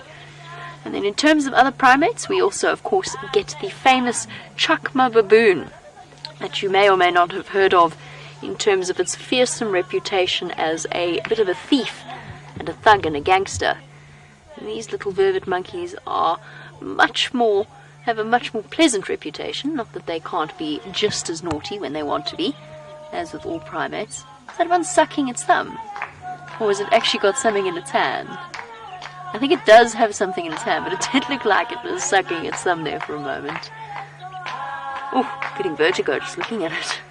Standing upright like that, right at the top of this enormous bushbaby tree. So Jonathan, these are vervet monkeys. In Afrikaans, a blow arpie. And in Zulu, Nkuhuma, named, because it's a very onomatopoeic name, it's named their alarm call. That's... And we... Oh, hello. Sorry, guys. Didn't mean to scare you. And we have little monkeys of Arathusa to thank for our shadow and cub sighting. They were the ones who found her this morning. We came so close to finding her, and we have their beady, sharp eyes are a very useful tool as a guide if you learn how to listen to them.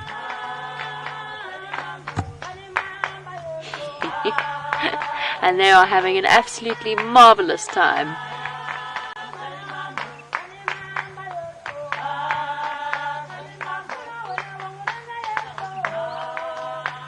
Oh, Shamal, it's an absolute pleasure. Shamal's saying that the singing is lovely and that it makes her homesick for her beloved South Africa. Well, Shamal, it's an absolute pleasure.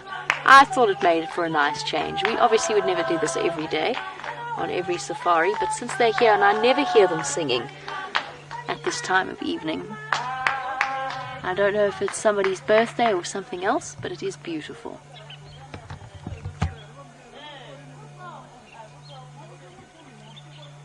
Absolutely stunning. And with a couple of mischievous vervet monkeys to watch as they clamber about the trees, even more so. Jonathan, just because I'd answered your question earlier, I didn't actually fully answer it. There was one more thing that I thought about in terms of our duties apart from hosting the Safari Live drives, that I think is very, very important. And that is, we try to learn constantly. Because we've got viewers who've been watching for years and years and months, and incredibly loyal viewers for which we are exceptionally grateful. We do constantly, because we do this every single day, it's not like having new guests at the end of a week and you can reiterate the same information as before. We try and keep up to date with the latest research, the latest info, whatever it is that we can find about the wonderful animals of Djuma, partly because we're all built like that anyway. That is where our fascination with nature lies, but also partly so that we can constantly be providing accurate and true reflections of the African wildlife. These little guys nibbling away. And it's not the boerbean, sorry, I think the boerbean's behind it. This is a jackalberry, it's not a boerbean tree that they have secured a spot in, and they will spend the night there tonight, safely ensconced in the tree's thick, dark... Oh, cute! Sorry! Oh, little one! Oh, there's a baby nyala, I'm sorry. A slight problem with the tension here. It ran to the left. Oh, it's so in the thick tambuerties now, but there's an absolutely minute little baby that ran in here with the rest of the nyala. That's moved off. Sorry, that was totally my fault. I got completely distracted. Hopefully it's going to come out in the open if we do some judicious repositioning. Sorry, monkeys, bye-bye. And bye-bye to the singing for now.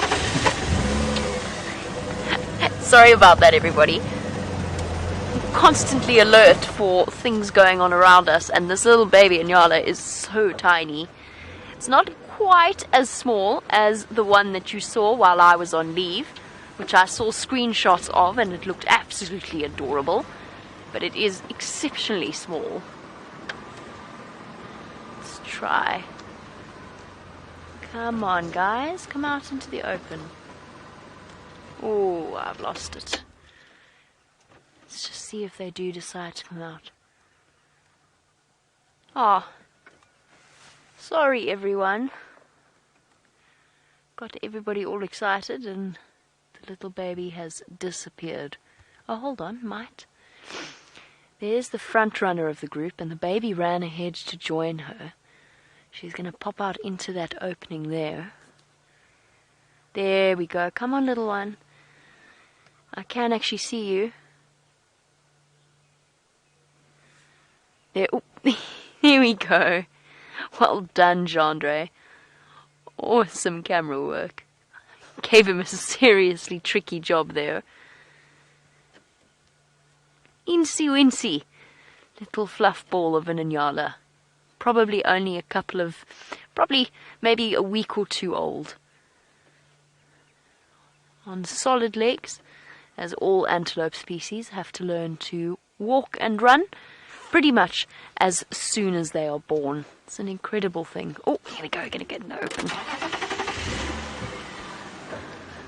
One last glimpse, because I think we could... Oh, it's actually in the open already. Standing right out in the open.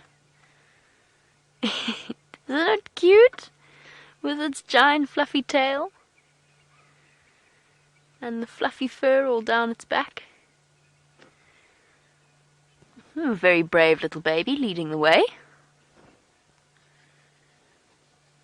Stunning. Okay. I'm just going to quickly pop my jacket on. Oh, I'm sorry. That was totally my mistake. I'm sorry, I'm trying to put my jacket on.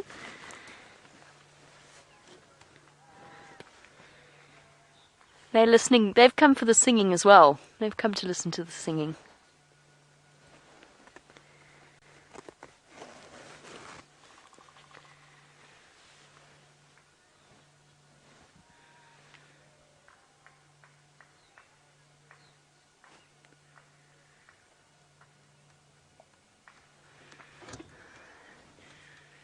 Beautiful.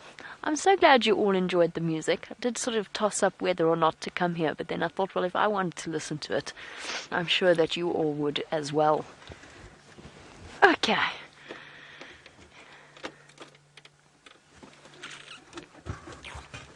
Just going to think about this scenario for a second. Just so that you know, guys, Brent has gone back to the DRC for a checkup. Peter Bart is working on the problem as we speak. Just, the problem with that, of course, is that Rusty's key won't turn.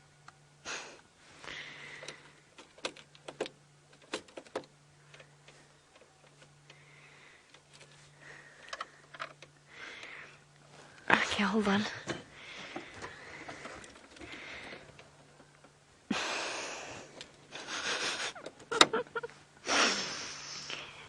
Bushwalk? just hold on, hold on, everybody.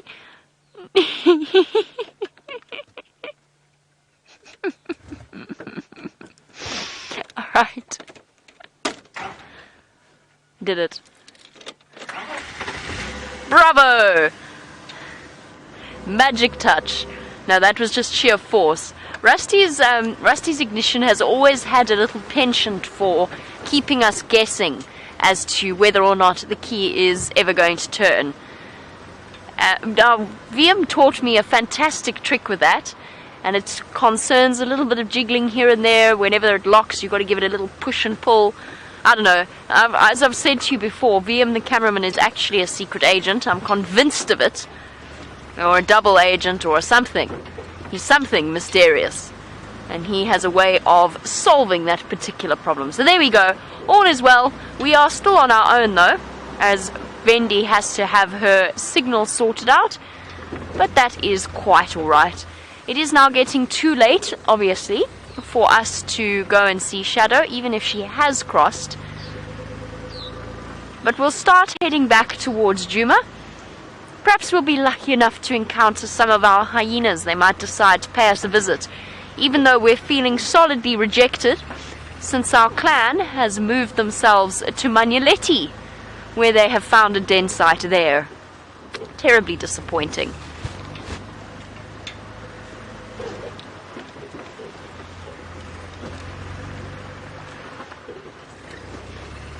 That music was beautiful though, that singing. I really enjoyed that. I'm so glad that you guys did too. I really did debate in my own mind whether or not we should go there.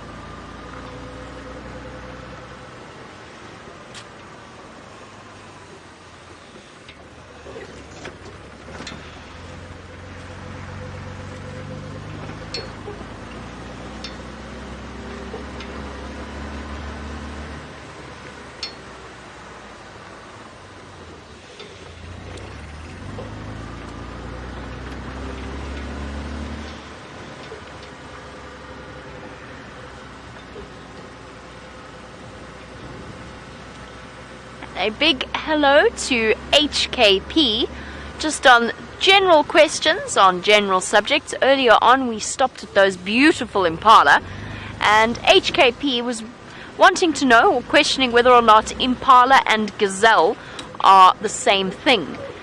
They're not the same thing, but they kind of are.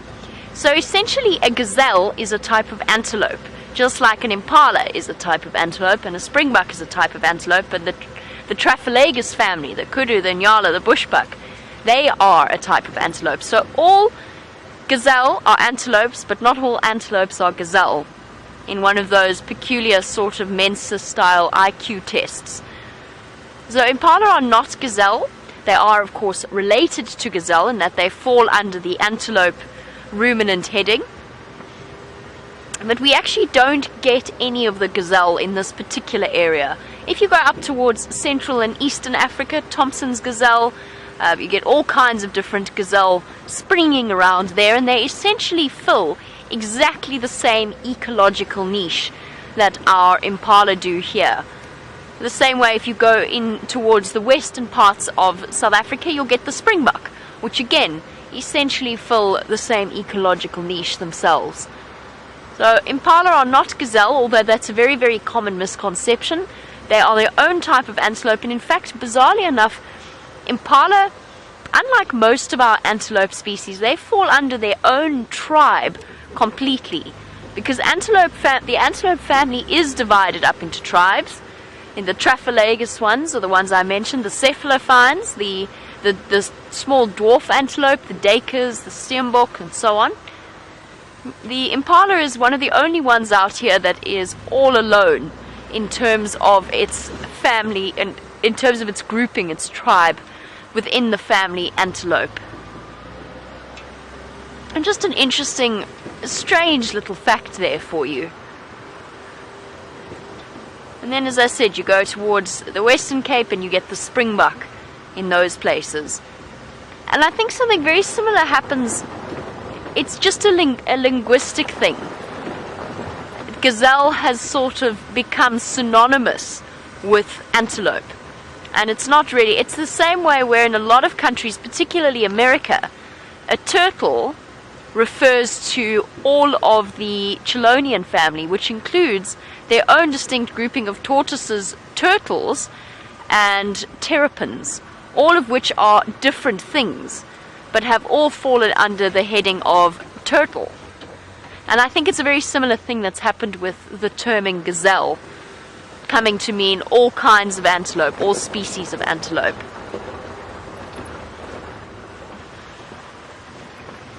But there's definitely no harm in that. It's just that it's a slightly distinct thing.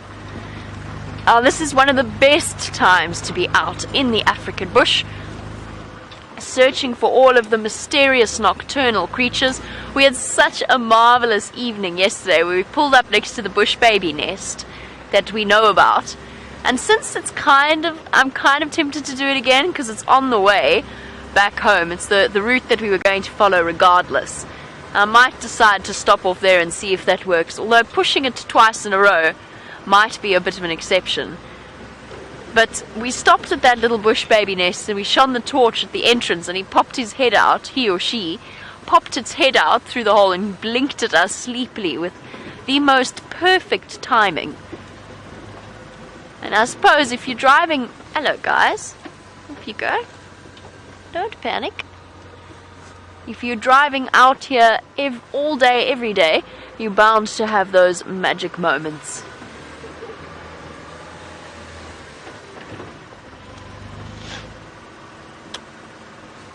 So glad they've packed this road with sand. It's very nice. Beautifully fixed. Well done. There was always a huge ditch here that you'd have to drive over. And absolutely, James Richards, that's also one of the things that I'm thinking of as we slowly make our way towards the western boundary of Arathusa, of Djuma, the western boundary of Djuma, and then along it, is yes, I do think we could go and look for our jackal pair. I don't know why I feel like I'm sitting so low. I think it's because I took this vehicle from Brent this afternoon, and Brent and myself are not exactly the same height. And Chandra just gave a little giggle there behind me. Chandra finds it funny because Brent and I are really not anywhere near the same height.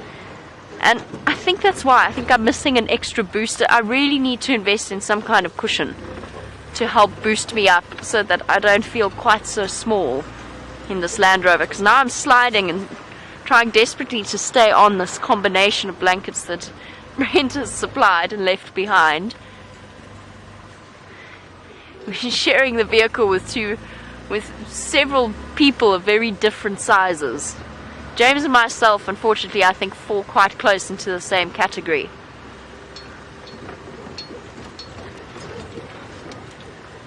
Whenever I get into this vehicle after Brent's been driving, he's got it basically as far back as it will go. And I can't even reach the pedals. I can, if I stretch. If I stretch and use my toes, I can touch the pedals, but that's about it. And I'm not short. I'm not that short.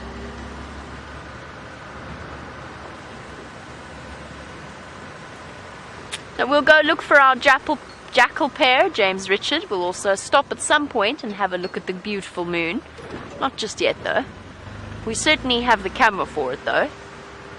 And it is glancing up. We're nearly at full moon.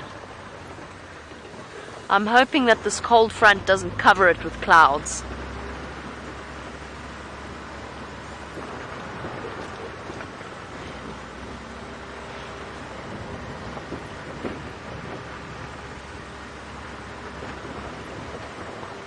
Well, we'll just all have to keep our fingers very solidly crossed.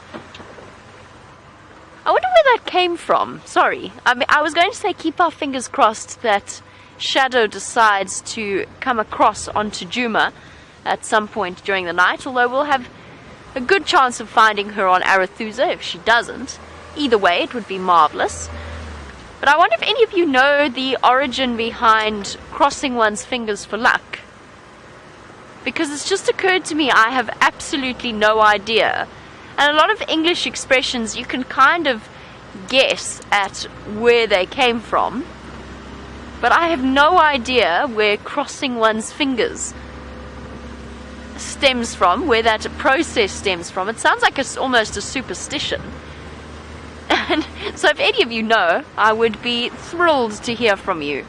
If you can tell me why we use the term crossing fingers in order to bring ourselves luck, or indeed touch on wood to stop things from going badly.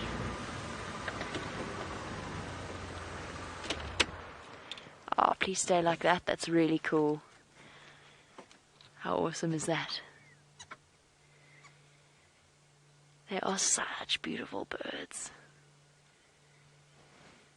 Plucking their way underneath the bark before bedtime. Look at that. Got some juveniles in this group as well. There might even be a scimitar. But in this case, these are red-billed wood hoopoes, or green wood hoopoes. Those are just the juveniles, by the way, with the black bills. So those are not scimitar bills, those are juvenile wood hoopoes. Here's another one. And they only acquire their bright red bill when they reach full maturity. So the adult was the one that you saw first, and that's where the name red-billed wood hoopoo comes from. It is now... The official name is now green wood hoopoo. But these are juvenile wood hoopoes. How awesome is that? Squeaking away. Oh, right down into that hollow. I wonder what's in there. An adult. Is that where the adult went? Oh, there's the adult. Oh, I see. Oh, wow. They're still nesting in a hole there. That's incredible if that's the case. I wouldn't have expected them to go deep into that hole. I had no idea that happened at that age. Obviously, I knew that wood hoopoes roosted in holes, not roosted, had nests in holes, but I did not know that they roosted at night with almost fully grown offspring. Whenever I've found them sleeping, I've always found them sleeping all bundled together. Oh, here comes the rest of the group. The rest of the adults. Oh. Perhaps not settling down, perhaps just exploring. Here you go, you've got such a cool contrast there between the adult in the right bottom and the juvenile top left. Well, off you pop. Best go and catch up with the rest of them.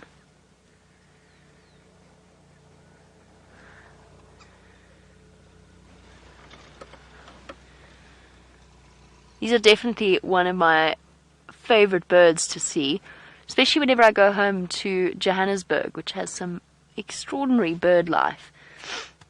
And you see them doing their cackling, laughing call, where all of them get involved. As soon as one starts to call, the rest of them join, and they all start rocking back and forth upon the branches.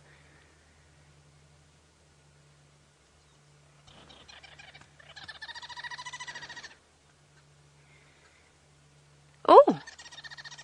Begging for food. There is a bird in there, isn't there? Or am I imagining that? There is a bird in there. This is fascinating.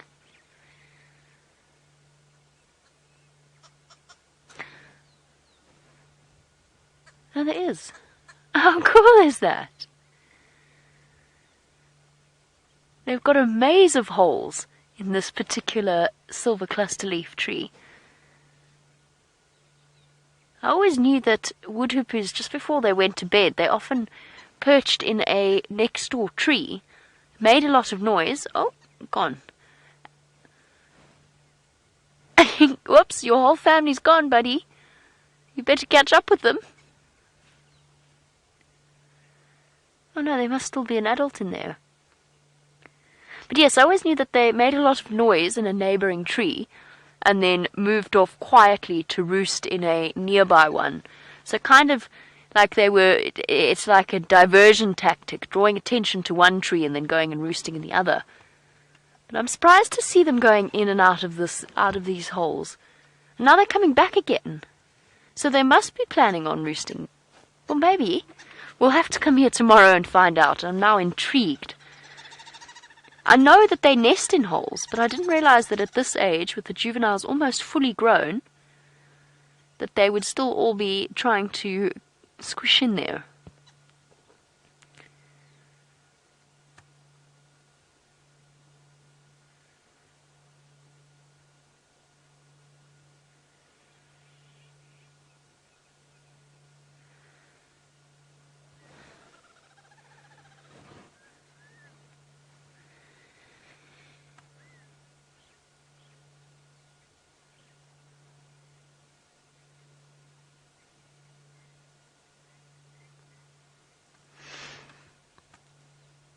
Well, crossing fingers that we will find out exactly what is going on here. I'm going to leave our wood hoopoes to go to sleep, and the reason I said that with such great emphasis was thank you to Jen B, who has given me the origin behind the term crossing fingers, and it is apparently something that is largely based on the Christian religion. So crossing fingers to invoke the power of the Christian cross, or the symbolism of the Christian cross, and as well as concentrating good spirits. There we go. Thank you very much to Jen B. I really appreciate that answer. I've often wondered about it, and I've never really fully got around to properly... You know when you just take something for granted because you've always known. You've always said it your entire life. And you actually haven't questioned why you say it. Now that's a really useful little tidbit of information that I promise you, now that I've been told, I will never ever forget that. Now that was a really marvellous time spent with those wood hoopoes.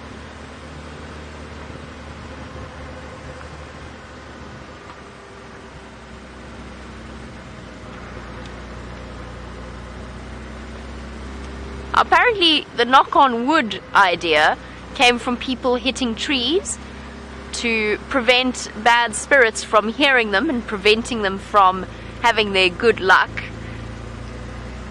I don't quite understand. Perhaps I suppose certain trees have certain symbolic and almost protective beliefs attached to them, so maybe that's where that came from.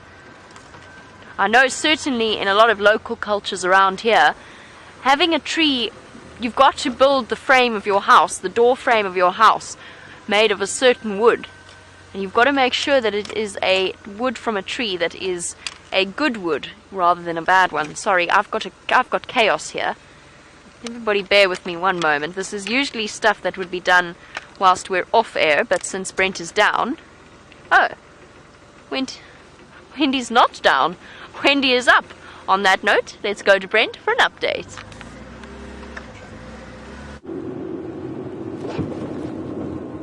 Well, it looks like we've troubleshot the problem that was causing the black screen. Of course, it was not me. It was our technical director, Peter Bright. Now, something slightly amusing happened during that. I walked into final control. Pete, and my lapel is not on, apparently. I didn't turn it off, so let me just double check. No, it's still on. We have levels on our side, final control.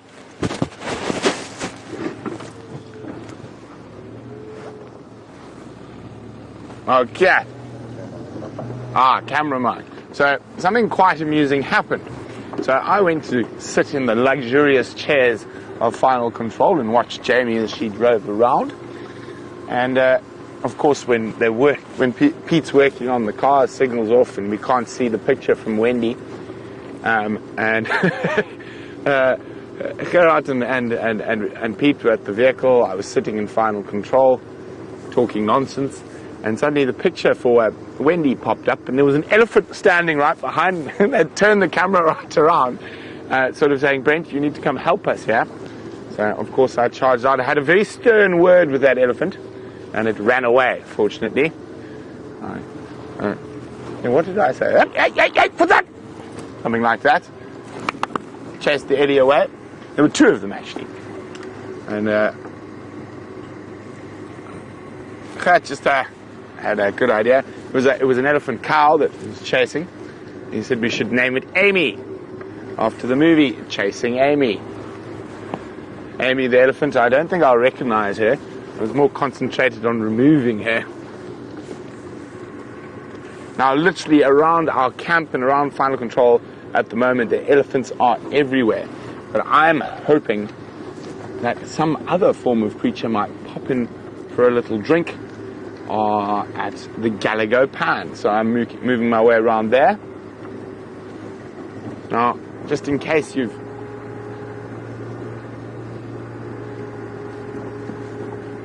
just in case you guys missed what was happening earlier today, of course, Jamie found Shadow and the little gorgeous cub. And, of course, there was also, we spent some time with Nkuhuma lioness, and we did get a little glimpse of the cub, but not a great view, but always great to spend time with big cats. And, of course, lots of ellies around, and just from the animals outside of our traverse zone, a quick update. Quarantine was seen in Torchwood, but still quite far to the east of Cheetah Cutline. And 2 Birmingham boys have managed to catch themselves a young buffalo each down in Torchwood as well. And then I think the other 2 of the Nkuhuma ladies were also seen in Buffalo's Hook. So they're out and about, the cats. Hopefully we can find some more before the end of the sunset safari. Nearly getting dark enough for me to get my spotlight ready. Who knows, maybe we might find a bushbaby, or a genus, or a civet. This is one of my favorite little bushbaby areas. Had some wonderful sightings around here.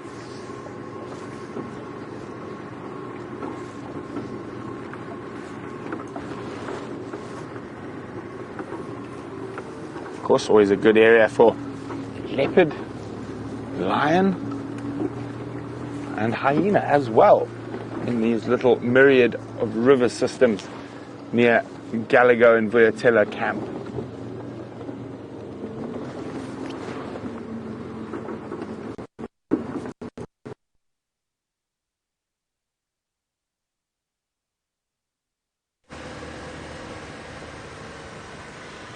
Oh, marvellous. It's good to see that Wendy is back up and running to full speed and capabilities. Sorry, everybody. It appears as though an attack of the gremlins this evening has been on the cards.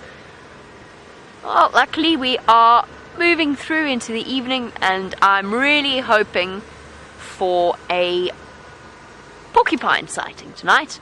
Might as well go all out. I've been waiting for one for days and days and months and months. Jeandre says aardvark. Don't even bother, Jeandre. I don't think I'm destined to see an aardvark. There's some kind of weird, I don't want to call it a curse, but there's something about me that aardvarks just don't like. By the way, Jeandre figured out what it was just because we were talking about the fingers crossed and so on, and the fact it's Sunday today. So all of that singing, it was church services for the staff of Arathusa. That's what that singing was about. Just so you know. Dare we stop here and have this happen twice in one day? Or twice in 2 days, I mean. Knock knock. Is there anybody home? Little one? Hello? Are we a bit too late? Are you sleeping? It's time to wake up. Little bush baby.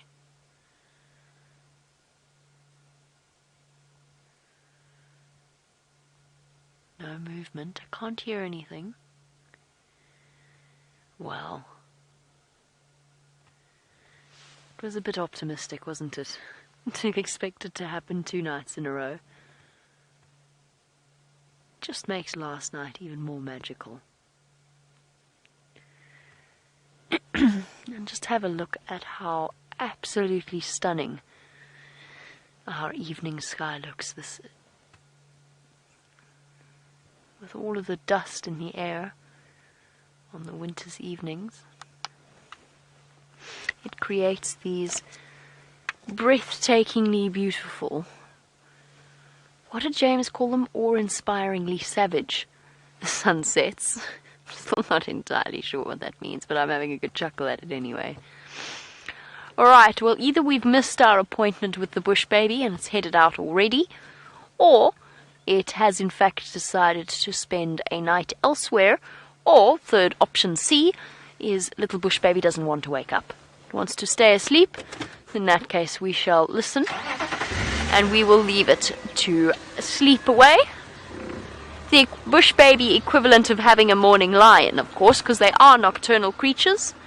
A bush baby, for our new viewers, is a tiny, tiny little primate, the smallest primate that we get out here.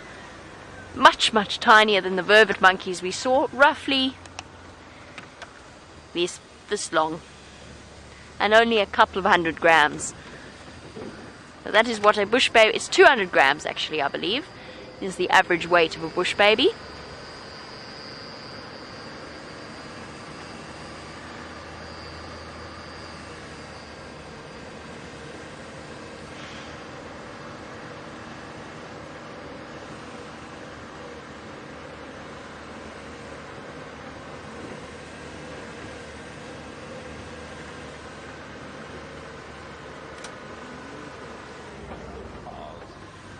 The moon's disappeared. Would you like me to show it? I did promise to show the moon. That's a very good point. Jandre is keeping me in check, reminding me that I promised a viewing of the moon.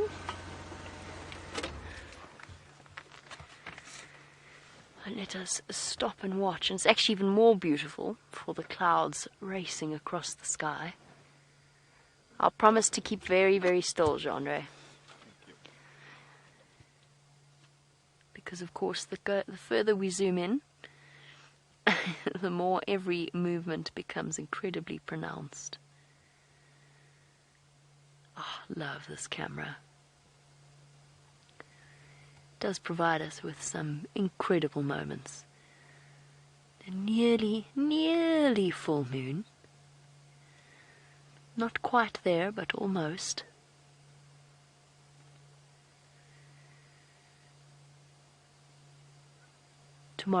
Tomorrow's got to be the full moon. And with a zoom like this, you can even see the craters from interstellar impacts that would have happened at some point in the moon's history. And so much of life on Earth has been determined by the fact that we have a moon that orbits our planet. So much of life out here actually depends upon it, particularly in coastal and tidal regions.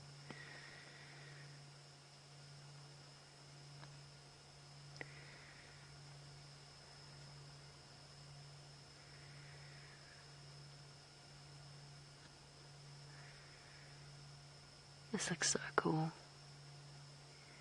As it bounces the reflection of the sun back to the earth. Not often we get to enjoy a view like this.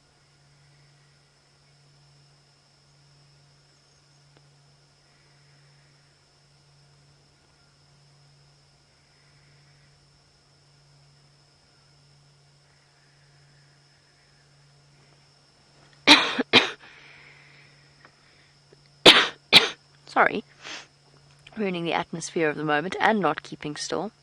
Chandra is going to be very cross.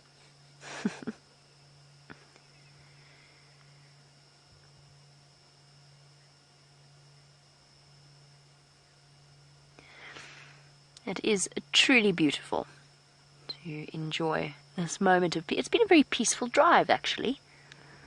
I'm happy. I set out to accomplish what I was trying to yesterday. Might have taken me 24 hours, but we got there eventually. And actually a really beautifully peaceful afternoon. It is exactly what Sunday evenings are all about. Now, speaking of Sunday evenings, since there are only two of us, out and about, and clearly Wendy's not quite up for fireside chat. We will not be having a fireside chat this evening. However, what we will do is be doing a bit of a chat on Facebook Live after we are finished with our sunset safari. So you'll be able to see Brent and myself, and we will have a little bit of a chat about a very special day that is tomorrow. It is Mandela Day for all of us here in South Africa and of course around the world. You don't have to be South African in order to celebrate Mandela Day.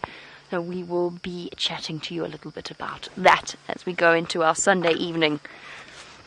Now, to tear ourselves away from that extraordinary view, bear with me 1 second. I appear to have become tangled in my microphone. It's attempting to work its way down my back. There we go. Jandre, of course, came up with the ingenious solution of popping our microphones in our hats, which works very well. I concede it works brilliantly. But for somebody who has fiddled with their hat their entire life, it's very difficult to remember not to. Okay, let's go look for the jackal pair. Last few moments of our sunset safari. I found Brent with his bright Christmas tree of lights. He looks as though he's coming along central. I don't think you'll be able to see him. Oh, you might. Oh. Never mind, it's not Brent. Apparently Brent is stationary. So not Brent, somebody else.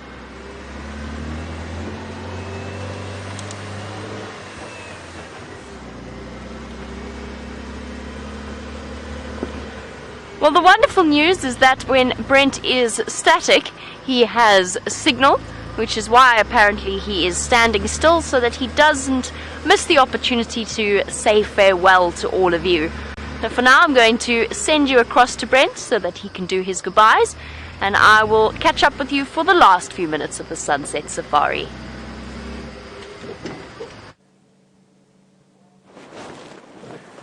So unfortunately, maybe we haven't problem solved the exact problem with the Wendy just yet. Hopefully we'll be able to sort it out now before tomorrow morning's sunrise safari.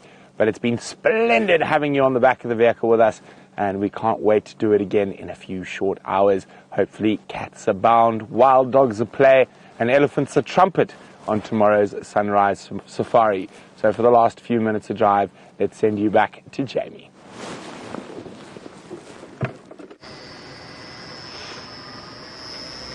Oh, back across after a very brief goodbye from Brent. He definitely can't risk losing any signal. And you'll spend the last few moments of the sunset safari with us, and let us see what we can find for you. Will it be a white-tailed mongoose or a genet or a honey badger? Winter is the absolute best time of year for you to come out and enjoy some of the smaller and more mysterious nocturnal creatures of the African bush. And let us find what we have in store, or what the night has in store for us, perhaps is a better way. Last time Jandra and I were on a sunset drive, we found a serval. A serval eating something. We never figured out what it was. It was a serval eating something. Serval on a kill. And we spent a good 20 minutes or more with that serval, which I think is probably one of my best serval sightings. In fact, yeah, it must be one of the best serval sightings of my life. Definitely my best serval sighting since working at WildEarth.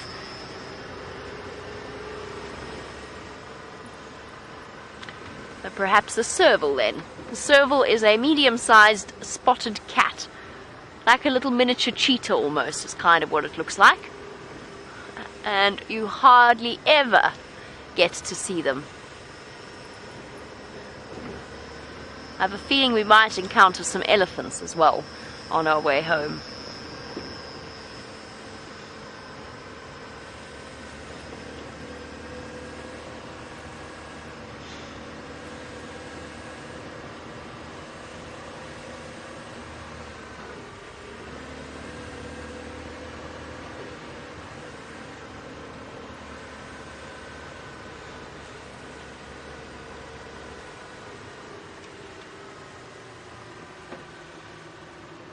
Very valid point from Aaron Hallis. I've been muttering away about what I would like to see.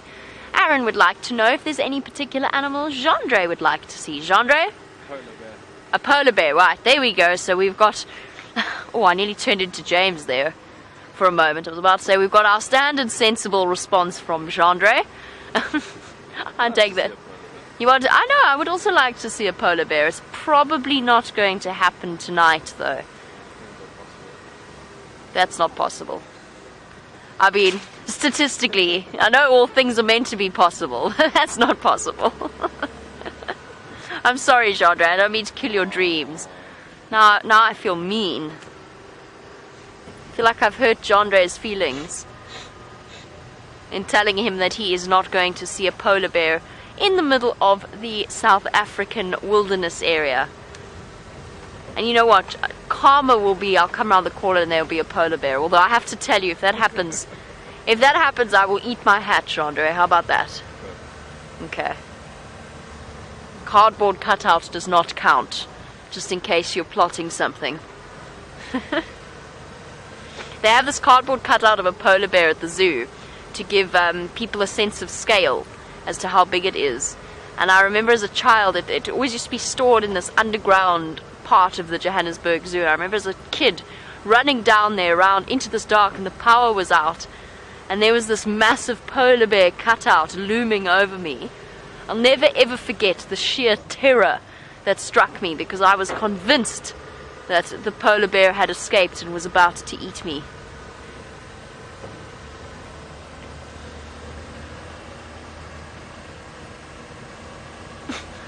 Just thinking about it now, it's taking me back. I'm going to have nightmares about that moment.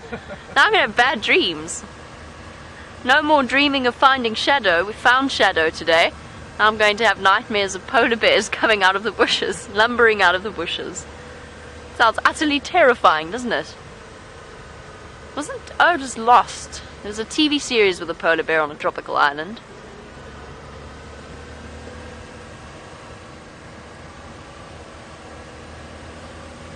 Alright, apart from a polar bear, do you have a more realistic animal that you would like to see, Gendre? Although we're cutting things fine now. Aardwolf. Now an aardwolf is possible, and an aardwolf would be incredibly exciting. Brent swears blind he saw one in Manuleti, or two in Manuleti. Gendre says he's seen them, and that's not far away from us at all. So the smallest member of the hyena family, an insectivore, and an amazing little creature. Tiny little miniature hyena with the sloping back. Definitely doesn't have the solid jaws of its brown and spotted cousins. And an aardwolf would definitely be the most exciting thing for us to see, or one of the most exciting things we could possibly see. And it is possible. You could see them on our live safari. So there you go, Aaron. That is what Gendre, apart from the polar bear, failing to offer him up a polar bear, that is what Gendre would like to see. I have to tell you though, Gendre, unfortunately, I think we have run out of time, and it is time to say our goodbyes. So thank you to Gendre for his wonderful camera work as always, as well as to Rebecca and the lovely ladies in Final Control. Most importantly, a big thank you to all of us for joining us. I'm so sorry about the gremlins that attacked today, but we will be working on fixing them for the sunrise safari. Join us there and have a marvelous day in between, or a night, depending on where you are in the world. Bye-bye, everybody.